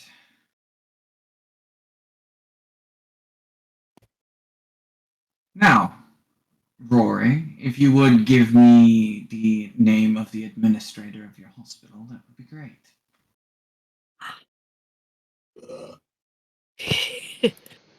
Now I've got to go come up with a name. Talk amongst yourselves. I'll even give you a topic. Burritos. Are they a sandwich? Williams looks in the looks outside at the carnage that's still in the yard, and realizes that there's a scorch mark in the flower bed. Mm-hmm. Oh, Mrs. Pond, your petunias might have not survived the trash collection. I do apologize for that. As he reaches into his pocket and pulls out like 2 20s. Yeah. Okay. So you just handed up 20 quid. Yeah. Okay.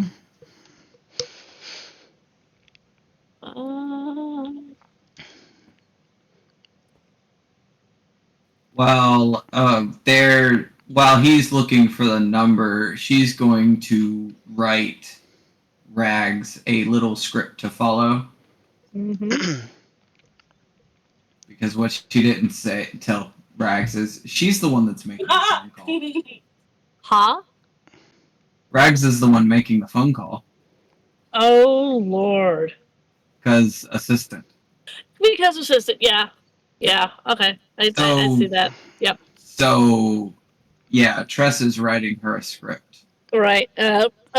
Rory. So she doesn't have to stutter. Yeah.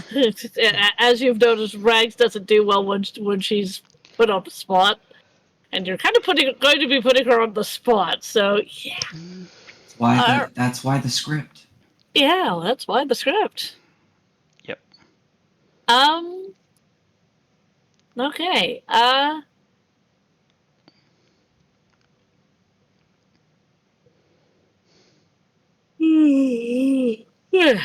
Excuse me. And I got sleep. Ugh, boy. So, oh. Rory picks up his phone, hits a few buttons, and does this for a few minutes. Because, my administrator's name is Dexter Barrett. Dr. Dexter Barrett. She nods, and at the beginning where she had Name. good day, Mr. Name here. She puts Dr. What was it, Dr. Bennett? Yeah, Dr. Bennett. Yeah. She adds that name to it and Okay. finishes That's her fair. script. All right. Which is basically, Tress Napolitano wants to do a benefit show at your hospital as soon as possible. She is very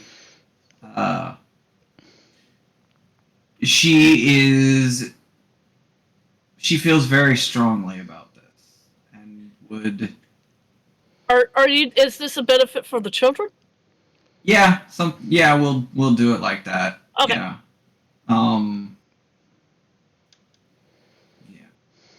All right. That's fair. That is so fair. It's a charity thing. Yeah, it's a charity thing. Hey, we can even make it Red Nose. Red Nose Day where people wear red noses. They Yep. had that over in Britain. Yep. I know they do. And it's so fun to watch the skits of that because everybody wears a red nose. One of my favorite British actresses has done that, I think. And actually, they've ported it over here, although they don't wear red noses, but it's kind of for the same thing. Yep. But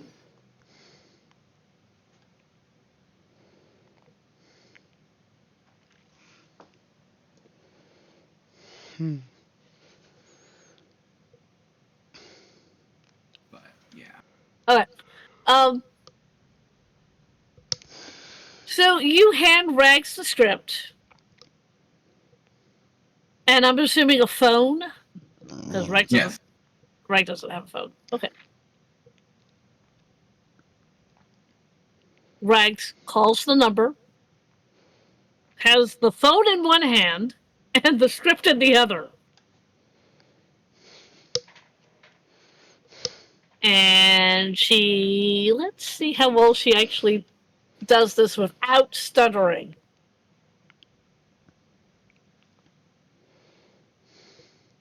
I'm trying to decide if this is a wisdom or a charisma check. This would be a persuasion, wouldn't it? Yeah. Because he's trying to persuade the administrator for Trust to do a show. Okay. Her persuasion is high. Yay.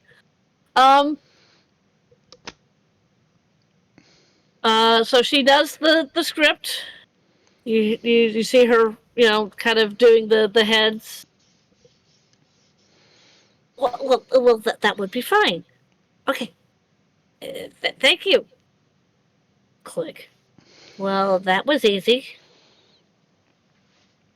Rags, you'll make a great manager one day.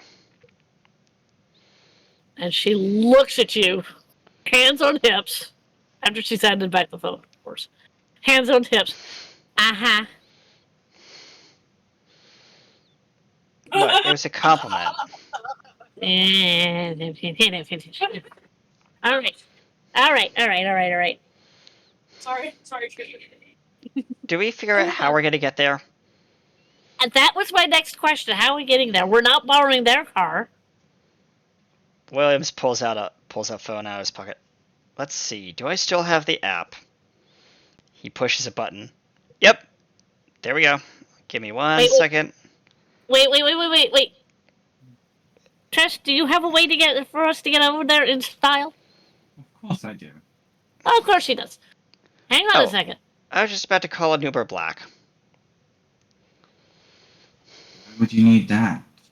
She'll pick up her phone and dial a number, and you don't hear the other side of the conversation, but her side is, yes, Louis, yeah, no, I'm somewhere outside of Glasgow. Yeah, no, okay, yeah, thank you.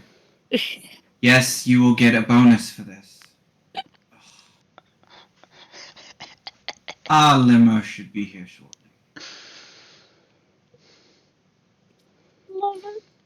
What? You didn't think I had a driver on retainer? I have a driver on retainer in every era that has an automobile. Yeah, this is the DM cackling, not necessarily Rags cackling. Williams just looks at you and it's like, well, if we were gonna be that fancy, I would have just flown in the Harmony. That might get a little more attention than we want. And there is nothing wrong with a little fanciness while off-world. That's true, he says.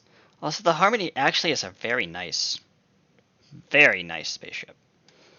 Plus, if you asked my father, he would tell you that I grew up a spoiled little bitch. You know, I would never have said that. Yes, well, my father is not a nice man. Yeah, I know. Well, if we're going to be all prim and proper, Mr. Pond, where's the restroom? He sighs, down the hall to the left. Thank you. He gets up and goes to the restroom, and you hear the sink running. Yeah, that, yeah. Mm-hmm. I can see that. And I'm going to turn off my camera for a quick second while I actually go do a thing, because if we're gonna do this proper, yeah. Uh-oh. Oh, Lord. We're going to be doing this proper. Where's Anywho, Rags kind of looks at Tress. Okay, so we're going in style.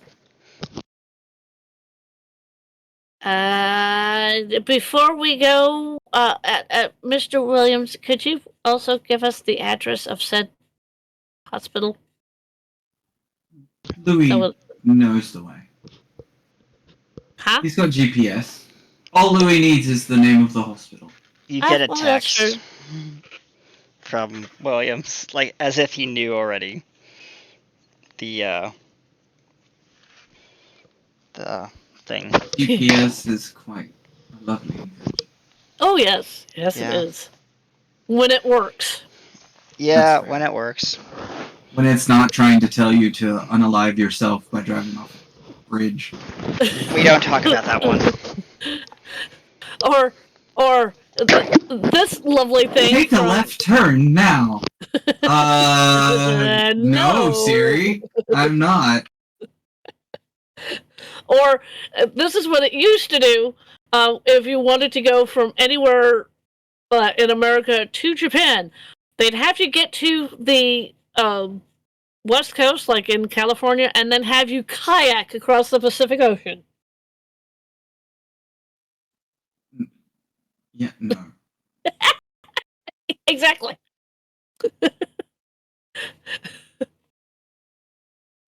Um, It was too funny for words because I sat there and went, "Yep." that's fair. For the record, there is one more thing she's going to do. Uh-huh.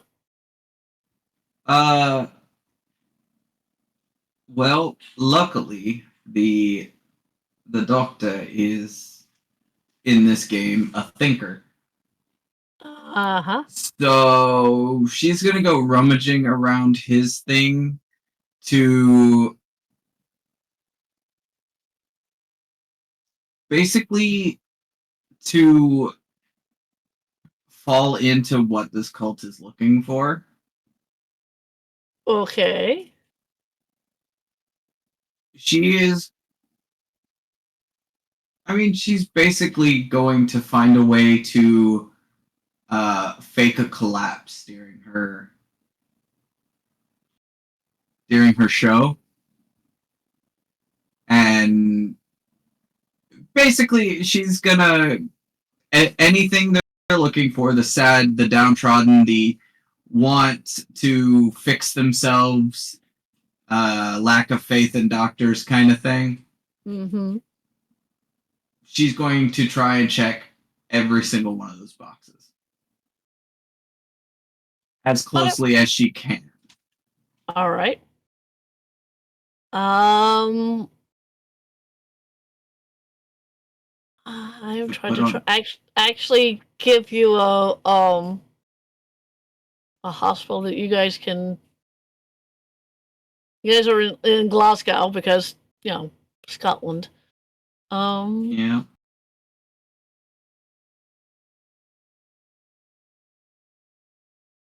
The characters are in Scotland. We are not from Scotland, so Glasgow it is. Yep. That. Yeah, yep. Yep.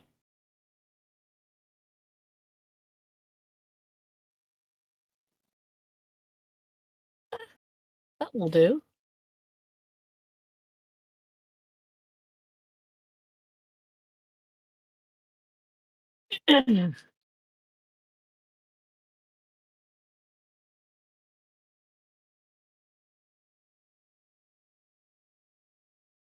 You are coming back, aren't you, Kenny? He is currently in a biz. Yeah. Okay. I think he is coming back. He is taking less time. Yes, I do. Although while he's doing that, I'm going to take a moment. Okay.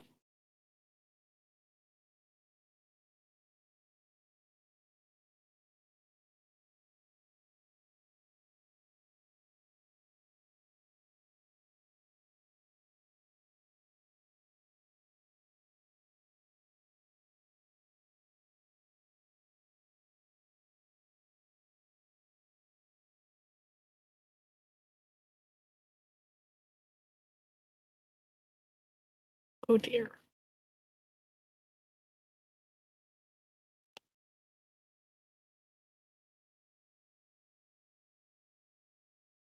Uh.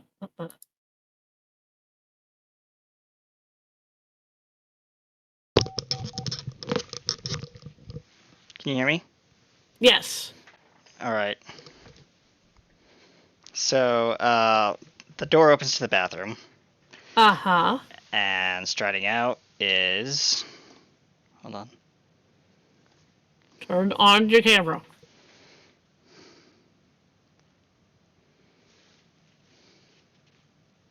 This.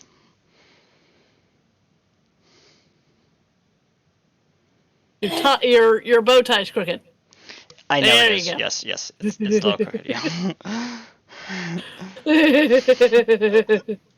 Very nice. Yes, this is actually for our audience's sake, this is actually a tuxedo that I wore as twice. Once actually at a wedding, for one of my cousins, and then I actually wore it as a cosplay because I played Alfred as the young version of the butler at a cosplay event at a convention. So bringing this bad boy out for another spin.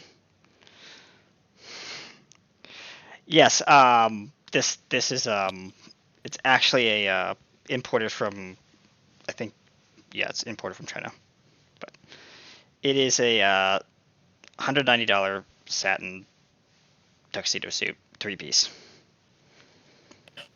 vest and everything. But yeah, back to the game. Sorry to distract everyone with the suit. That's fine. Katie is not Here right now. not here right now. That's fair. I thought the bow tie would be more appropriate than the actual tie because that thing takes forever to tie. And Livy goes, "Wow, swoons! I think you got a compliment." Thank you. Yeah. It's kind of funny because I only am wearing the top half of this thing right now.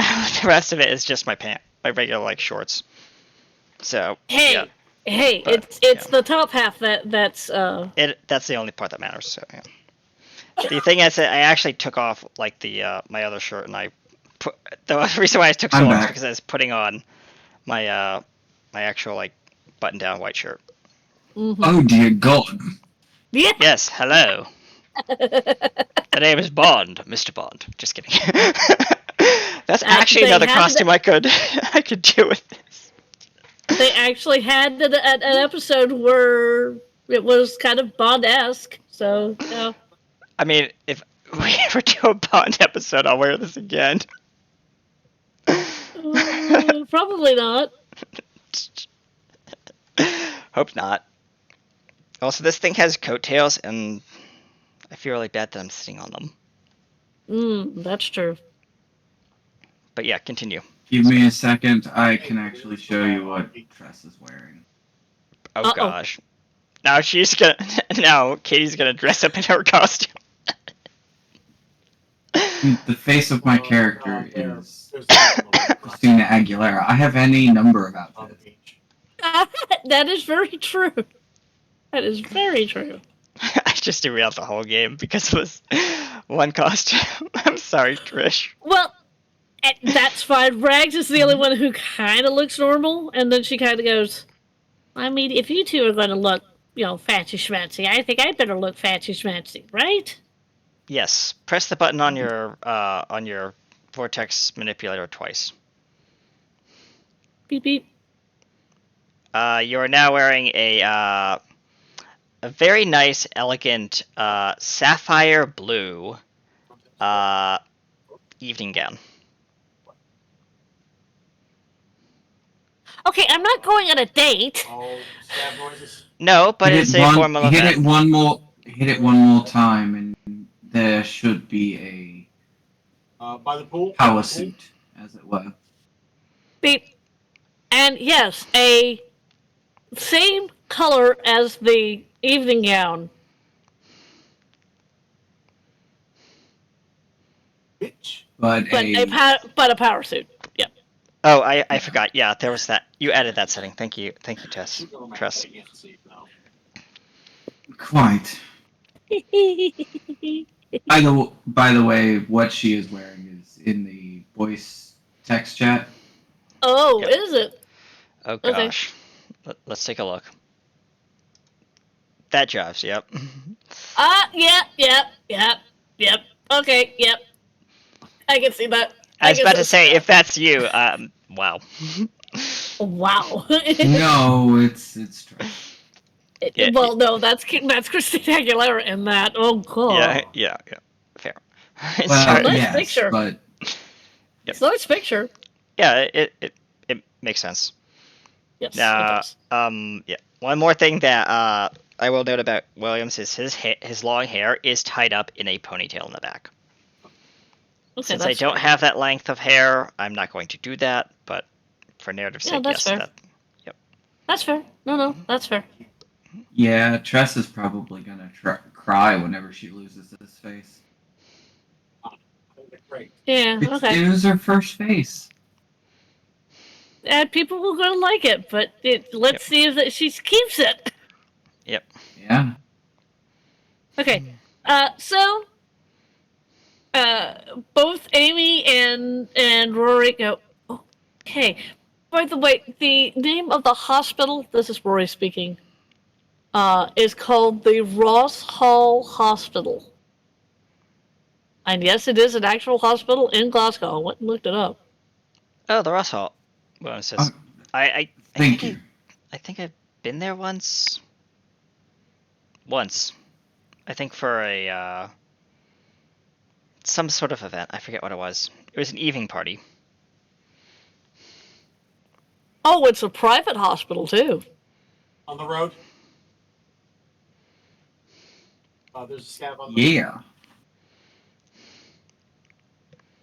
But yeah, as soon as her driver arrives with a limo, she will escort everyone in, thanking the pawns and telling them, right,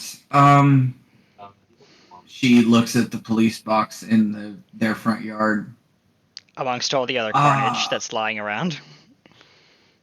Do you mind if we leave that here? Looking at the TARDIS? Yeah. Okay. So you sit Do you mind if we leave that here for a time? left his ass up. Both Amy and Rory kind of look at each other and goes, "Well, it's going to stick out if it's in our front garden. If you put it in the back garden, it won't stick out quite as much, and we won't get as many questions." That is true. She says, Rags, can I have that key back? Oh, right. And you see her, go pat pat. And from nowhere, remember she's got a perception filter on, but from nowhere she pulls out. Here you go. And it's the key. Thank you. She takes and she'll go into the TARDIS. And much like every other companion ever, you think she's leaving you because the TARDIS picks up and moves. Mm-hmm. Yep. And then a few moments later, she walks around from the back. Okay. And Williams is looking at the remains of the various Dalek bits and surrounding the yard, covering the yard. He says, "Oh, don't worry about that. All this, Mr. and Mrs. Pond. I'll have one of my personal team members come by and spruce up your yard for you." I mean, odds are they're companions of the Doctor. They have unit on speed dial. Who do you think I was calling, Tress? Now, both of you, let's be nice. And about that time, Tress and Williams, you both hear a car drive up. Now the question is it an actual limo or is it a Well, Hummer limo? let's let our wonderful celebrity tell us what kind of vehicle it has driven up. It's basically a stretch Escalade. Ooh, those are nice. No, it is not her TARDIS. It is an actual Earth vehicle. Plus, her TARDIS looks like a tour bus, not a limo. Party bus. And yeah, it looks like it's fully stocked out.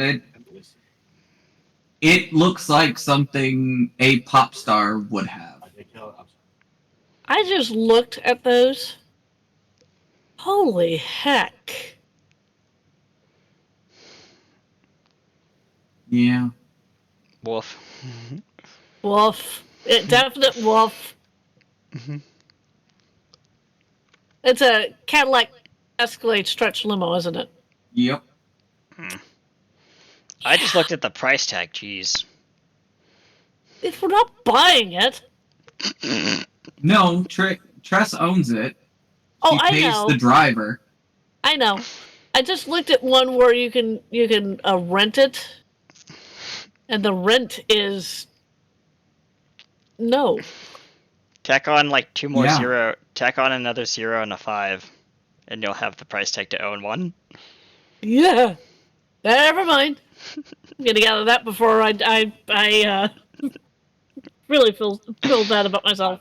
But Alright. yes, that is the type of vehicle it is. It is decked out like it would be for Popstar. Okay. Alright. Because Tress is a vain person. Of course she is. So this pulls up. Both Rory and Amy go. And why haven't we heard of you sooner? I'm gonna bust. Well, considering the last time I saw him or them, she says it was quite a long time ago. We had a falling out. He hasn't talked to me in a while.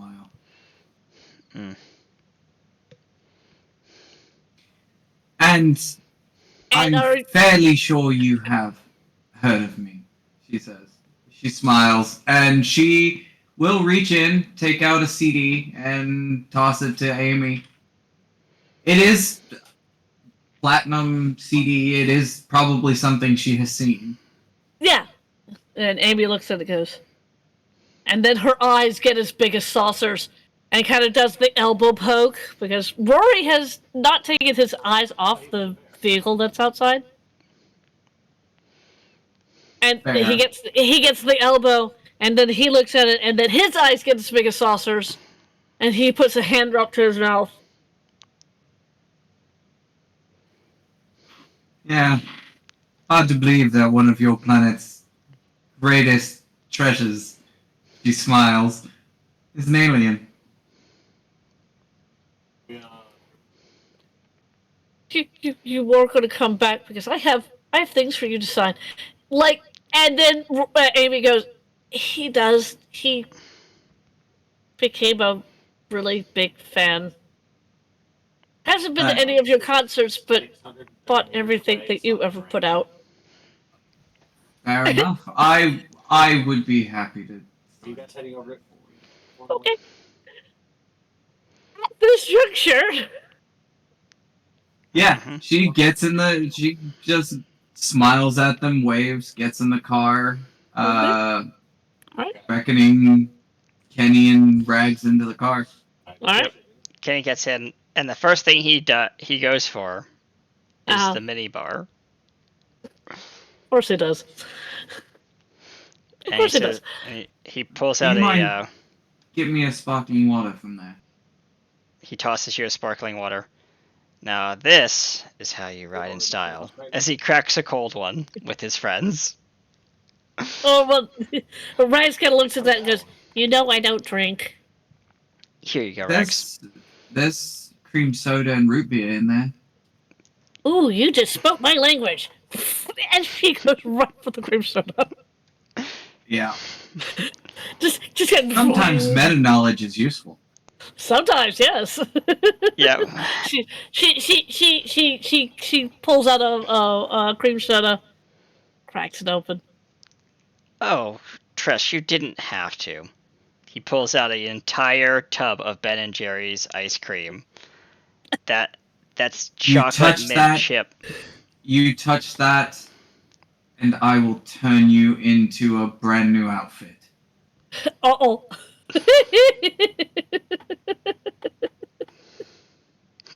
Wow. He holds up a spoon. Don't tempt She me, looks. She looks. You have never seen her look so murderously serious. He puts the spoon back and and puts the ice cream container back in the mini fridge and says, "A soda will do fine."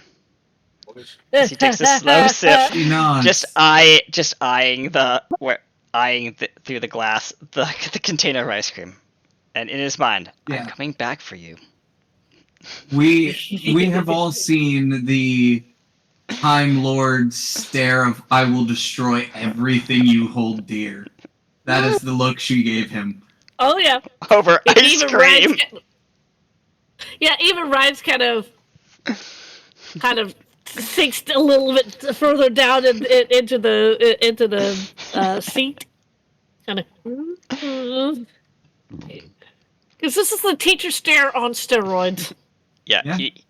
Williams is just sipping his cold one while staring out the window. Trying not to look at Tress because he knows he did something bad. Nobody touches my ice cream. I think you've just been told. He says nothing as he looks out the window.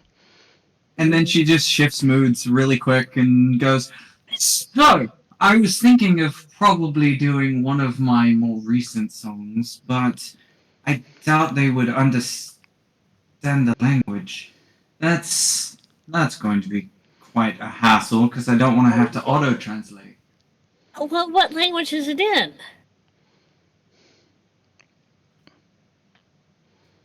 Katie comes up with the most exotic Doctor Who alien she can think of.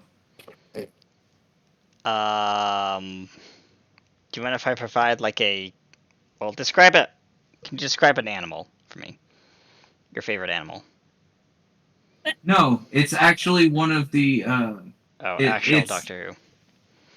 yeah, it's a the cat creatures that took care of the face of Bo, the nurses. Yeah. Oh, those, yes. It's in their language. Ah, okay. Oh, that's heavenly. Rex kind of, cocks an eyebrow. Wait, there are actual cat people? Yes, right. Yes, They're like Cations, but not Cations. The sisterhood they're all quite lovely people. They're nurses. About Okay. 51st century or so. Something. 51st century. I don't think I've. Well, no, wait. Around the year 5000. Oh yeah, I realize that. I do remember a friend coming from there because they were a part of the time agency. Yes. But be that as it may. Rex, is that an amusement park? He What? points out right. Williams is looking out the window and he says, "Is that a old amusement park over there?" He's distracted by looking out the window. No, that's not an amusement park. That's an actual castle. Oh yeah, they have a lot of them up here and down in England. I mean, I've been to the one in Newcastle. It's a legitimate castle. We can go visit after we infiltrate this cult. That would be nice, he says. Yeah. I mean, yeah, the one in Newcastle was very nice. I went there with a friend of mine, and we had lots of fun at that particular castle. We sat down and played with math rocks. Math rocks. Oh, those, yes. Yes. I used to have a whole bag of those way back in the day. William says. You speak on dice in a very odd manner. Well, I mean, this is a world that has never heard of Dungeons and Dragons. Well, except for Rory, apparently.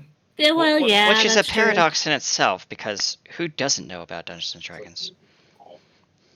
Apparently, people who don't know what kobolds are. All people who are not from this planet. As self-centered as this planet is, at least some of them understand that. I mean, I'm a cultured person. Species. And our people even have some form of math rocks. Well, I mean, the math rocks that I have, Mine are shiny. I bet yours are shiny. Yes. Yeah, Oh, that's Yeah. pretty. That's pretty. mine are clear with little clouds in See, them. I heard that was a boat. Oh, yeah. Ooh. Yep. And there's a set that has a rubber ducky in them, and I Well- want that set so badly. My dice were handmade. I understand that. I Mm, do. I love it. I Yeah, love it. but yeah, the set that I saw actually had rubber ducks in them, and it's sort of like, I don't want that fair. because it's That's cute. fair. It's cute. Yep. Yeah, this was the set that was given to me by my friend for my birthday. A very Oh, that late one. birthday present. Yes. Yeah. Very late birthday Mhm. present, but I appreciated it just the same. Yeah. So you are driving through, and you do reach this particular hospital. I was just peeking at it. And this is a private hospital. Mhm. How I managed to find a private hospital, I do not know. But it's a private hospital. Fair. It does not appear to have a. Granted, this is a Doctor Who game. We can make it do anything it wants, but True.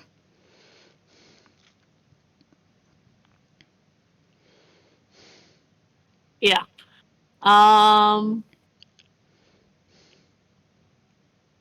Yeah. Uh, I'm just gonna get out of that. So you drive up to the hospital. Mhm. It's a nice hospital. The Dr. Barrett comes out. He is he's about 5'5". He has black hair, but it's going gray. Salt and pepper hair. Yep. He wears glasses. He has a scruffy looking face. He is wearing the traditional, what doctors wear, with the white overcoat and the scrubs underneath. Mhm. And what looks like to be brown shoes. Penny And he loafers, walked. probably. Yeah, more than likely. And you drive up.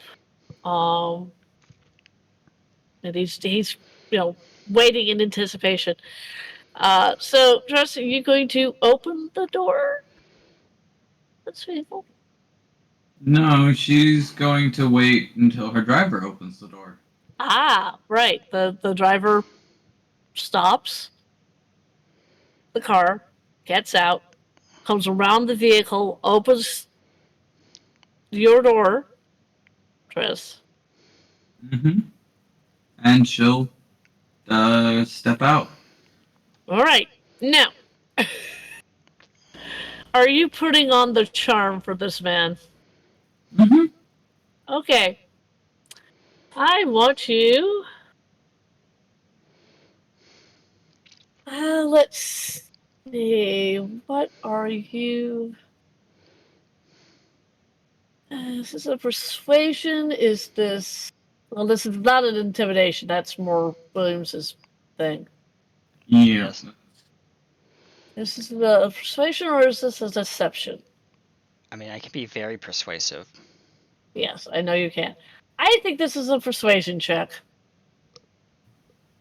Okie dokie. Yep.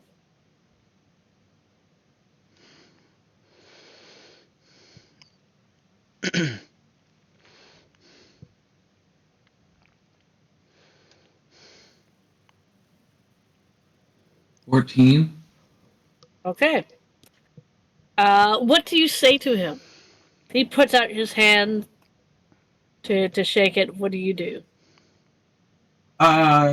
She will take it daintily, with a smile, and just says, I've heard so many great things about this hospital. I'm glad that you agreed to let me perform here.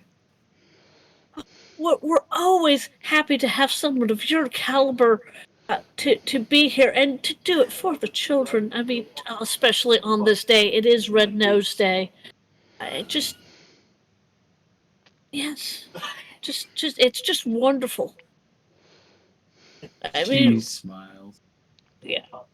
He is completely gushing over you because apparently you have found yet another fan of your work. Yep, Yeah. that's fair. Yep. In all fairness, it might be a shorter list to find people that don't like her. That is true.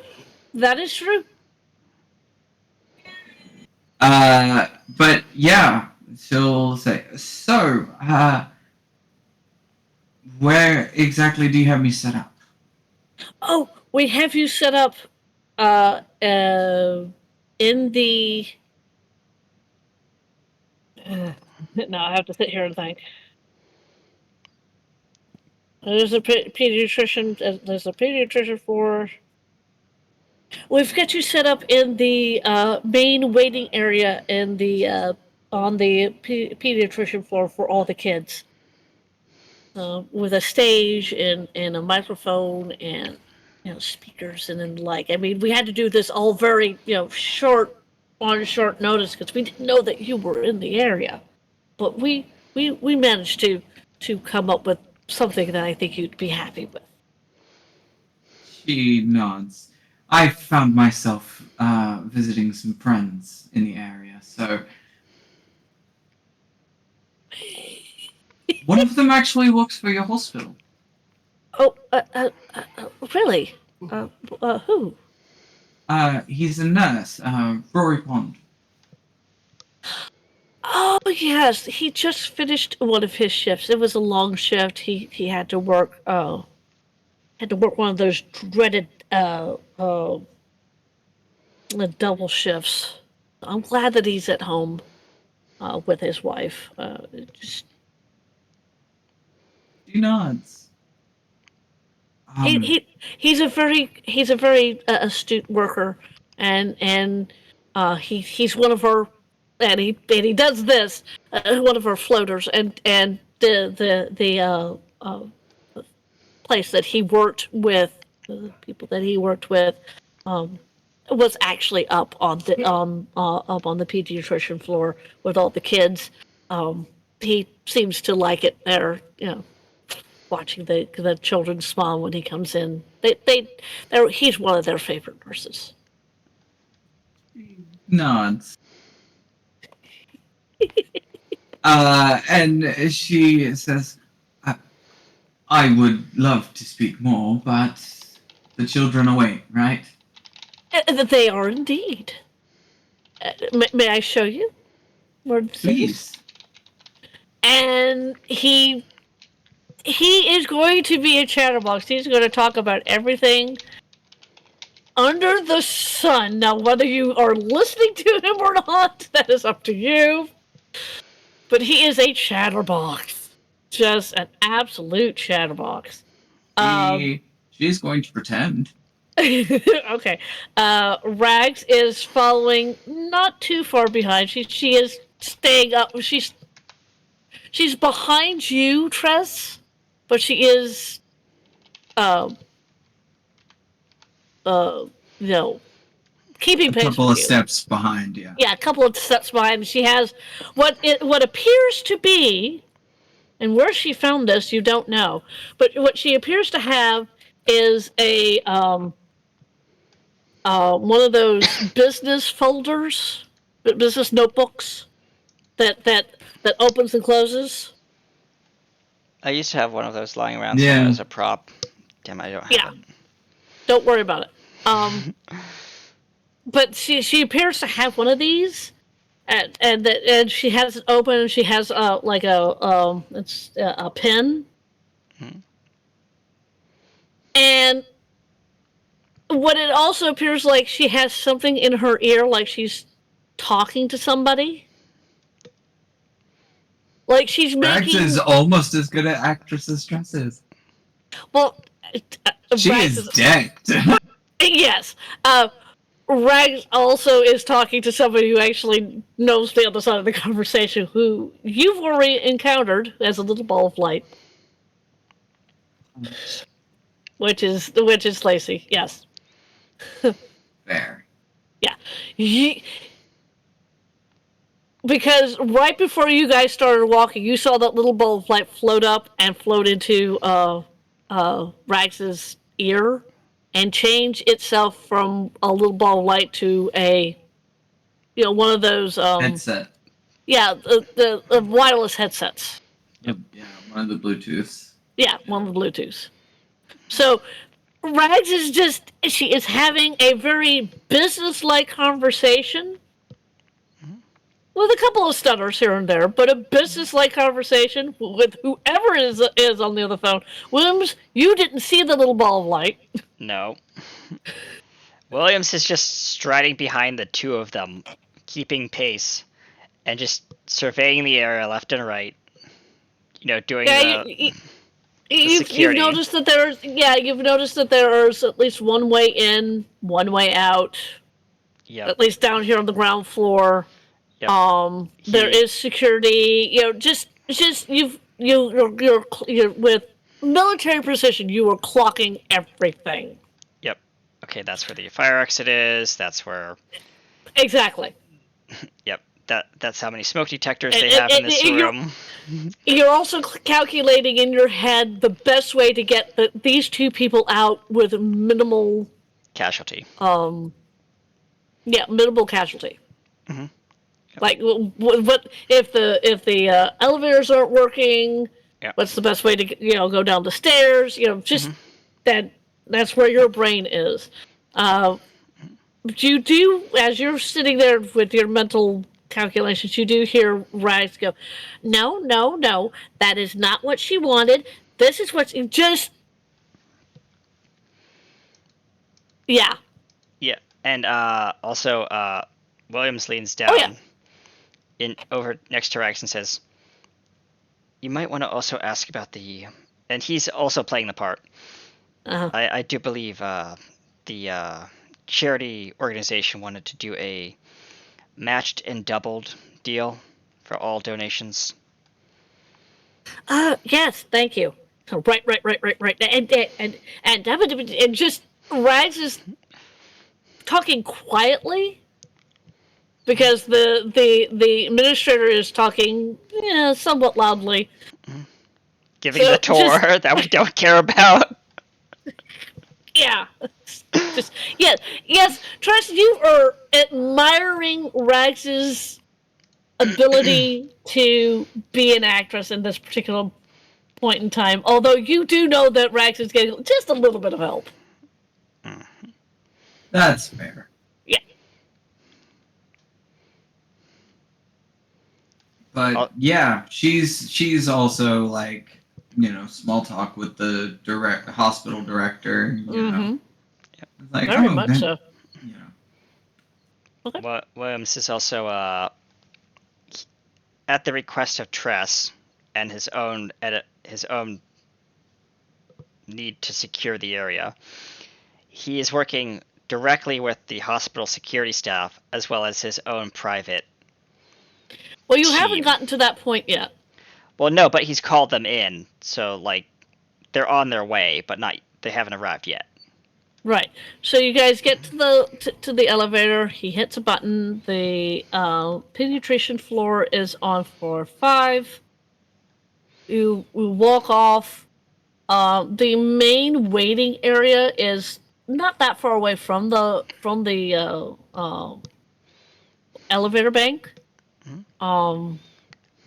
And when you walk in, there is a stage, a microphone, a couple of speakers. I mean, it's plainer than what you usually go for, Tress. But desperate times. But desperate times, yes. And yes, there are about maybe 30 to 40 kids in various stages. Some of them look like they have chronic diseases like. Okay, let me rephrase that. Most of them have. They are in various stages of cancer. It's that kind of a floor. As an alien, the cure to cancer, she just looks at them very sadly. Yeah. Williams Okay. does the same because his species has already pretty much been able to do that. Yeah. And Rax's world doesn't know what cancer is. So Rex kind of looks at all the bald heads and is thinking in the back of her head, well, they all look like me because Rex doesn't have hair. So Yeah. I take that back. The Empress would know what cancer is. yes, but what because she has the knowledge of Starfleet. That's Yeah. true. But would she ever impart that knowledge to Rex? No, because it is too harsh. She thinks. Yep. It's a That harsh is true. reality she doesn't need Rags to know about. And of course, Rags is 8. How do you explain cancer to an 8-year-old? That's true. Very carefully. She is 8 in the fact kobolds are 8 because they made her a couple of years older than. This is for the people out there. Kobolds reach adulthood at age 6 because they're kobolds. I made Rags 2 years older than that. She's 8. But she's still very innocent, so she's technically a very innocent young adult. That's fair. So, yeah. Tress, on the other hand, notices Rags' look and bends down, or looks at her because they're the same. Yeah, they're the now. same height. They all have a disease called cancer. It can be treated to an extent, but it's almost always fatal. Okay. The We are looking for a cure, aren't we? humans are, yes. Okay. They haven't found one yet. They haven't? No. Oh dear. All these children. She nods. There are ways for them to live quite a long time. But she looks over at the crowd that is gathering, looking at some of the, the more worse off cases. Yeah. Says some of them won't make it. Okay.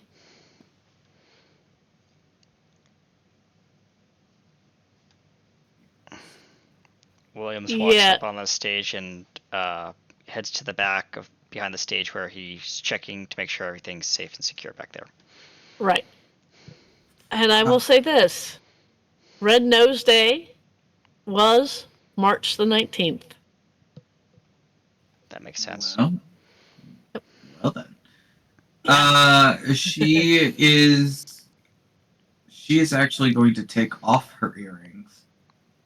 Oh no. There's a reason why.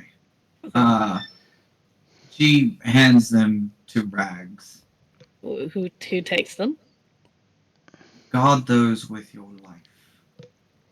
Right. Okay. Those contain everything that I am. Right. and she will actually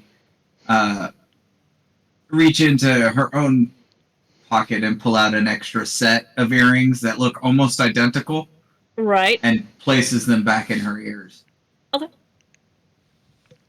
When I go down, they'll probably send me for an MRI. I don't need them taking off those and misplacing them. And you'd rather give them to me where I can keep an eye on them. She nods. Okay. Rags takes these earrings. She Huh? says, if I ever tell you to smash them, do it without hesitation. Right. And you see her. Now, this particular parachute doesn't have a pocket in the front Mm-hmm. because it's a parachute. Duh. But it looks like she puts her hand up to the front of this particular parachute. You see her release, and then she takes her hand away. You're guessing that there's a pocket there, but you're not sure. She's pretty much. She's seen Rags do some crazy shit. That's just fine. Oh yeah. At But- this point, are you going to get up on stage and start entertaining these beautiful, wonderful children? Yep. Right before she mentally scars them all. Oh Lord. Williams walks up to the microphone. And ladies and gentlemen, we'd like to proudly present our guest and star of the night's performance. Please give a warm welcome. Afternoon. Performance. Please give a warm welcome to, and he introduces Tress, steps aside as the lights go low. Well, the lights can't exactly go low in where we are, but Well, That's fair. They She's dim the fine. lights a little because we don't have professional lighting in this setting. I know that as a fact because he checked. But they can dim the lights at least in the waiting room. oh yeah, they can dim the lights in the Gathering space. the gathering space. They can definitely do that. The lights that they keep on are the ones that are Emergency lighting. Yeah. well, no, they're lighting up Tress. Yes, that. Yeah. So yeah, she'll step on stage, smiling and waving, all of that, and she will So what are say, you doing? she says, "I appreciate the hospital for giving me this chance to perform for you all. I thought I would come here and bring a little light to your lives." She smiles. And yeah, she'll start singing. Yeah, right as you start singing, Rags goes, "Oh, right, today." She produces out of one of her other various pockets. The red nose, yes. Yes, the red nose. She will. Press- right on yeah. your nose. Yep. Thank you. My apologies. Which when Rags comes, because she's all flustered, it's like she just remembered this. It's like, ooh, pop. Tons Chris of just giggles. chuckles. Tons of giggles from the children, and a couple from the adults too. Just It seems I missed some of my outfit. Thank you, Regina. That- You're welcome. And kind of walks, just kind of does not necessarily a power walk, but walks with purpose. Okay. And Yeah, okay. she actually sings Okay, a Gallifreyan song. translated, I Translated. hope. Yeah, Yes. thank you. Kenny, I want you Yes. to roll me a perception check. Perception is Yeah. performance. Perception. Yeah, she's making it sound as much like an Earth song as possible, but Passive Oh, well, I mean- perception, or no? That's passive voice that moves. Where's my perception? No. This isn't passive perception. This is Persuasion. What would it be under? Because I. It's perception. It's a wisdom. It's wisdom. Oh, yeah. Wisdom. Oops. Not saving throw. Stop that. Why don't I have perception on here? Persuasion, performance. Perception. Perception's right under medicine, dear heart. Oh, wow. Text is Yeah, so it's- small on here, it's hard to read. Sorry about that. I know. Alright, so I have to roll that. It. Oof. That's a 10. All right. Rags is standing fairly close to you. You are listening to this wonderful music, and then you hear a voice that's not Rags's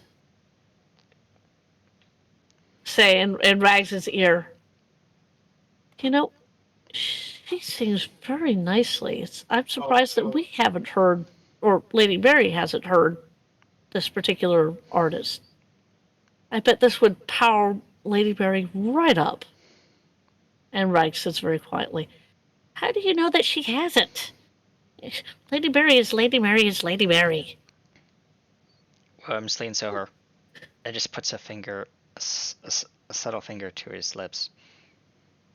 Shh. You know. Okay. And he just whispers softly, backstage knows everything is going well. But there's no need to worry, Rags. You're doing great. I know I'm doing great. I have help. And she points to her ear. Now, I want to listen to the rest of this.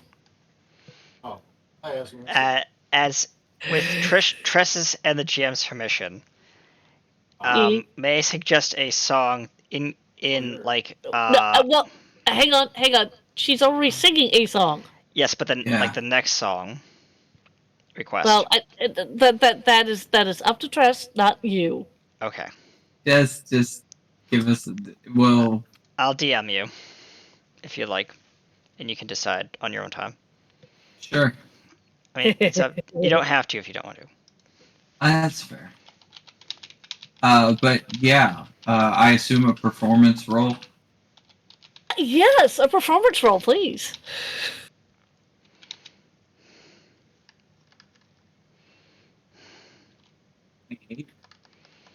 It's a nat 20, but you can't.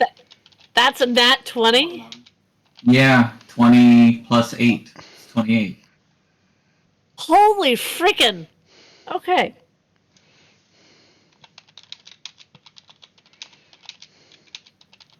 Tress, you have gotten all the children, all the adults enthralled by your singing. Now, you just did a performance check. I am going to, let's see, this would be, this would be a wisdom. Or poor Rags. Okay. Yeah, alright.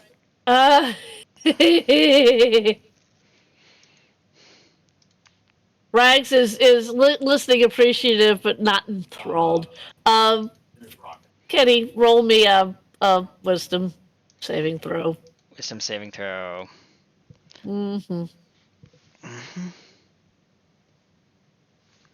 That's a 3. She unknowingly became Yep. a siren. Okay. Kenny, Mm-hmm. you're listening to this beautiful, beautiful music. You would follow Tress anywhere. Pretty much. He already has. He's just even as a security guard. Yep. But this has just enthralled you. You're sitting there going, I will buy all of her. He's like You would- crying. Well, that's the first reaction you have, but the other reactions you have is, I've got to buy everything that this woman has ever come up with. Yes, and on top of that, because it's a charity event, he whips out his phone, and the last 5 bounty payments that he made way back in the day before we started this adventure, he puts them up for donation Oh, Jesus. for the children. for Red Nose Day. for Red Yep. Nose Day. Yep. Okay. And here's the best So- part: it's matched and doubled in value. Yep. Yeah. Tress? Yes. You have unwittingly become a siren, at least for this particular engagement. Yeah, that's fair. Now, I want you to roll me a perception check. On play. That's just visual, not audio. No, that's fair. Yep. 16.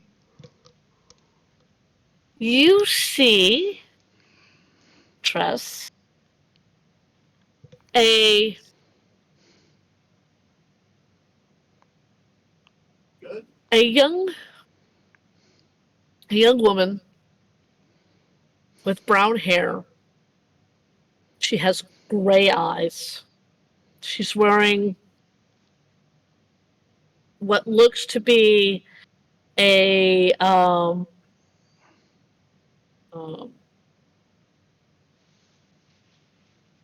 a uh, uh, a coat. What she's wearing on the inside is a shirt with writing. Although from where you're standing, you can't see what's on the writing, but it's writing, and then there's a picture. She's wearing jeans, and she's also got on tennis shoes, and she's looking right at you. And I do believe,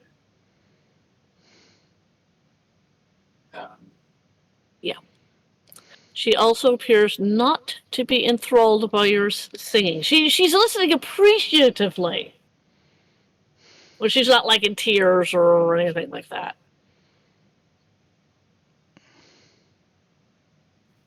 Fair enough. And she smiles at you That has to as you're doing your performance. She smiles. be theirs.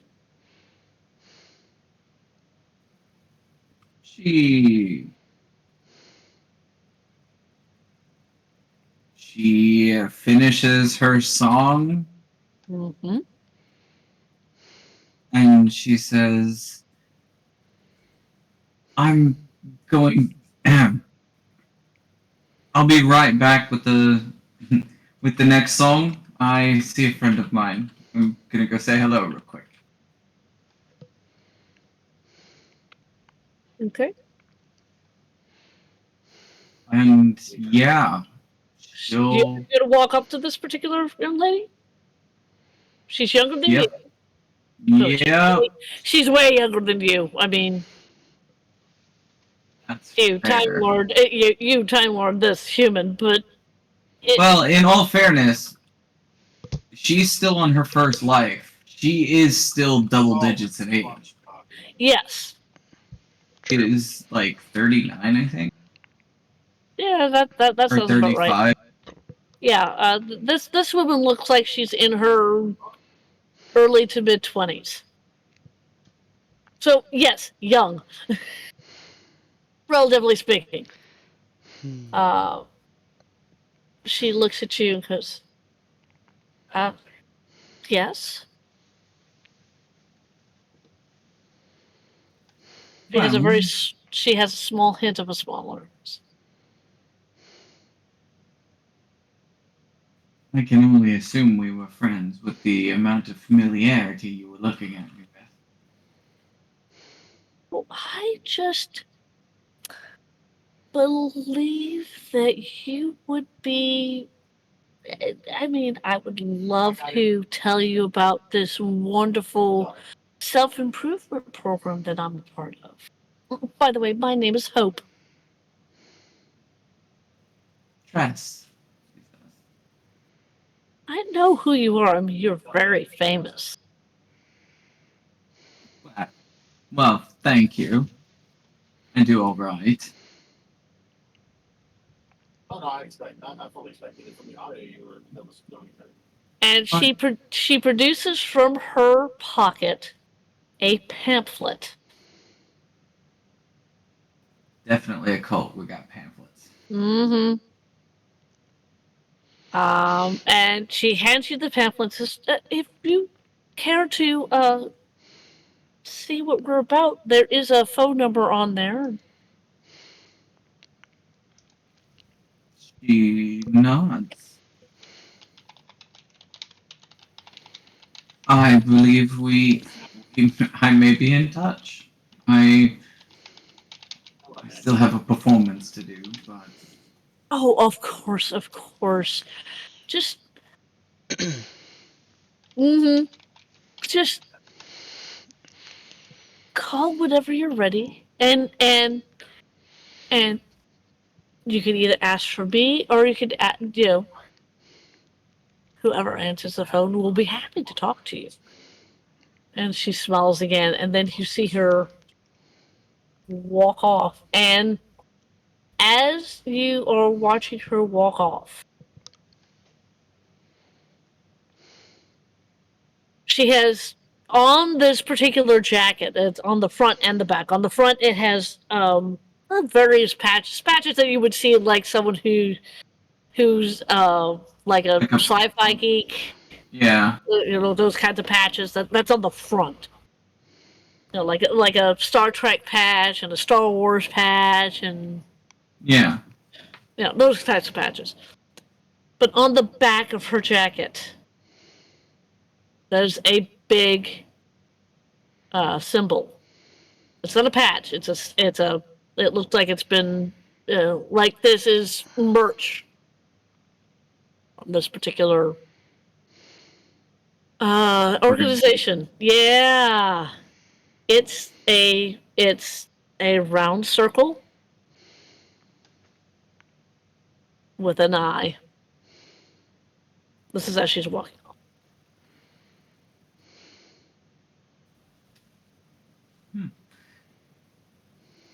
She will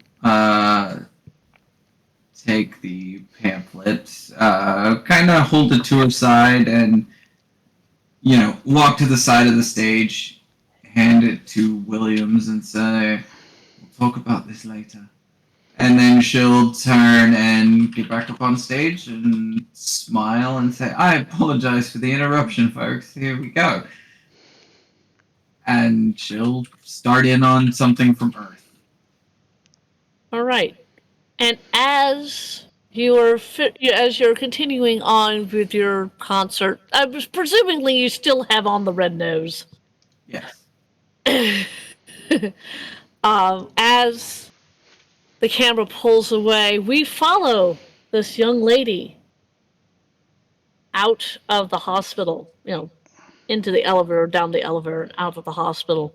As she walks up to another woman who has long black hair, kind of exotic looking, is wearing, wearing a long, not a long coat, but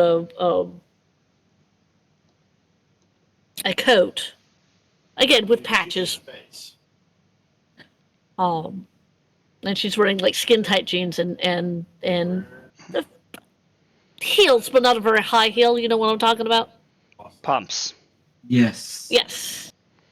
And so you see Hope walk up to this woman and go, "I think I found another one, Phoenix. And this one's a celebrity." And Phoenix looks at Hope. And this is the last thing that we will hear before I end this episode. "Oh, good. One more." And the screen goes to black. And that is the end of the episode. Thank you, ladies and gentlemen, for joining us on Time Treaders, Protectors of Time. I am PA Kenny Yose, Bringers of aka... cults. Yes, Huh? that too. What? I'm Kenny Williams, aka PA Kenny Yose, Patrick Kenny. I played Kenny Williams, the very dapper Yes, very dapper. very dapper security personnel at this various concert for the children. And I will be well, I'll be here for next week, most definitely on the 2nd. But on Sunday, June 1st. Wow, June 1st scheduling. I'll be here for the next game, which will be our other game, and then June 2nd. If you're in the area and you are interested, we are doing another fan meetup for Six Flags. Except we'll be going to the water park for that, and also riding roller coasters and enjoying the day there. If you're in the area and you have your own means of transportation to get there, that's up to you. But we will meet at the tree outside the front gates promptly at 11:30 a.m. and spend the entire day at the parks on Sunday. If you're available and you want to come, transportation's on you. First person to arrive at the gates and meet up with us will be allowed to join us in the parks. If they don't have a ticket, we'll pay for your ticket for you. Okay, then. Well, that's all I have for that. And go ahead, Tris. yes. Oh, yeah, me. Hi. Yes, hi. Sing us your beautiful song. I'm Katie Wynn, and I played Tress, who apparently joined a cult, or will be joining a cult. We'll be joining a cult. We'll be doing that like in 2 weeks. Yes, 2 weeks. Yeah. Yeah. If there's a cult for Dapper, 2 hearts. I was gonna say if there was a cult for Dapper Man, I'd be in it. See, Oh yeah. So I just want to say, if she has all of her Time Lord essence, actually, no, that would qualify as her telling Rags to smash the earrings. I was like, if she's mortally wounded like this, she just dies. Yes, because now she's human. Yeah. Yeah. Maybe you didn't put too much forethought into this. No, I did. That's why I did because if you remember when the watch is broken. Oh, well, that's true. Yeah. Yeah, that thing. She's having Rags shatter the earrings to give her stuff back. And she just regenerates, and you get to hang around with a new Tress, unless she adopts a different name. That is very true. Oh gosh, are we doing a regeneration episode coming up? I hope not. If she dies, yeah. Uh-oh. Well, Yeah. Williams, you better step up your game. Yes. I get to do this 12 times, so have fun with that. Yes. And I have been your wonderful, wonderful time master, Trisha Welsh. I play Rags. I played the pawns, all the NPCs. I hope I did the pawns justice, because it's been a while since I've actually watched the pawns. We're gonna play a drinking game now and see how many times she says pawns. I'm wearing a nice suit. I'm not gonna drink. Yeah, that's true. I also stream. I stream on Tuesdays, Wednesdays, and Thursdays. Tuesdays we're doing Persona 5 Royal. Wednesdays we're doing the post game for Mass Effect 2. And on Thursdays we're switching between This Way Madness Lies. That will be this coming up week, and or Stardew Valley. And yeah, please join me on my stream. And take it away. All right. And with that, ladies and gentlemen, thank you for joining us on Time Treaders, Protectors of Time. We'll see you next time in a time and place. Until then, stay safe, stay in your TARDIS, and always be dapper. Bye, everyone. Don't join cults. That Don't join too. cult. Remember, cults are bad. Don't join them. This, Bye, everyone. This is a terrible idea. Do not mimic me. That's true. Bye. Bye, everyone. See ya. Good times to sweet love, a constant attraction. Some say it's easy, but it's so hard to say goodbye. We are stardust in the universe. We are stardust. We come and go in time. I will love you to infinity and beyond. Now and forever. We are stardust. We are stardust.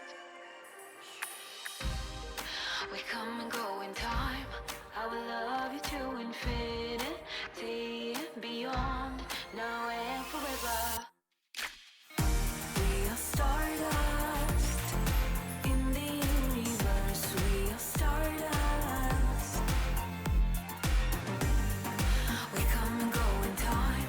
I will love you to infinity and beyond. Now and forever. We are stardust. We are stardust. We come and go in time. I will love you to infinity. Stay tuned after the show because we'll be raiding in to Failhat. Thanks for joining us here on Time Treaders, Protectors of Time. We'll see you next time in a time, dimension, and space. That's what dreams are made of. Hold it in your hand.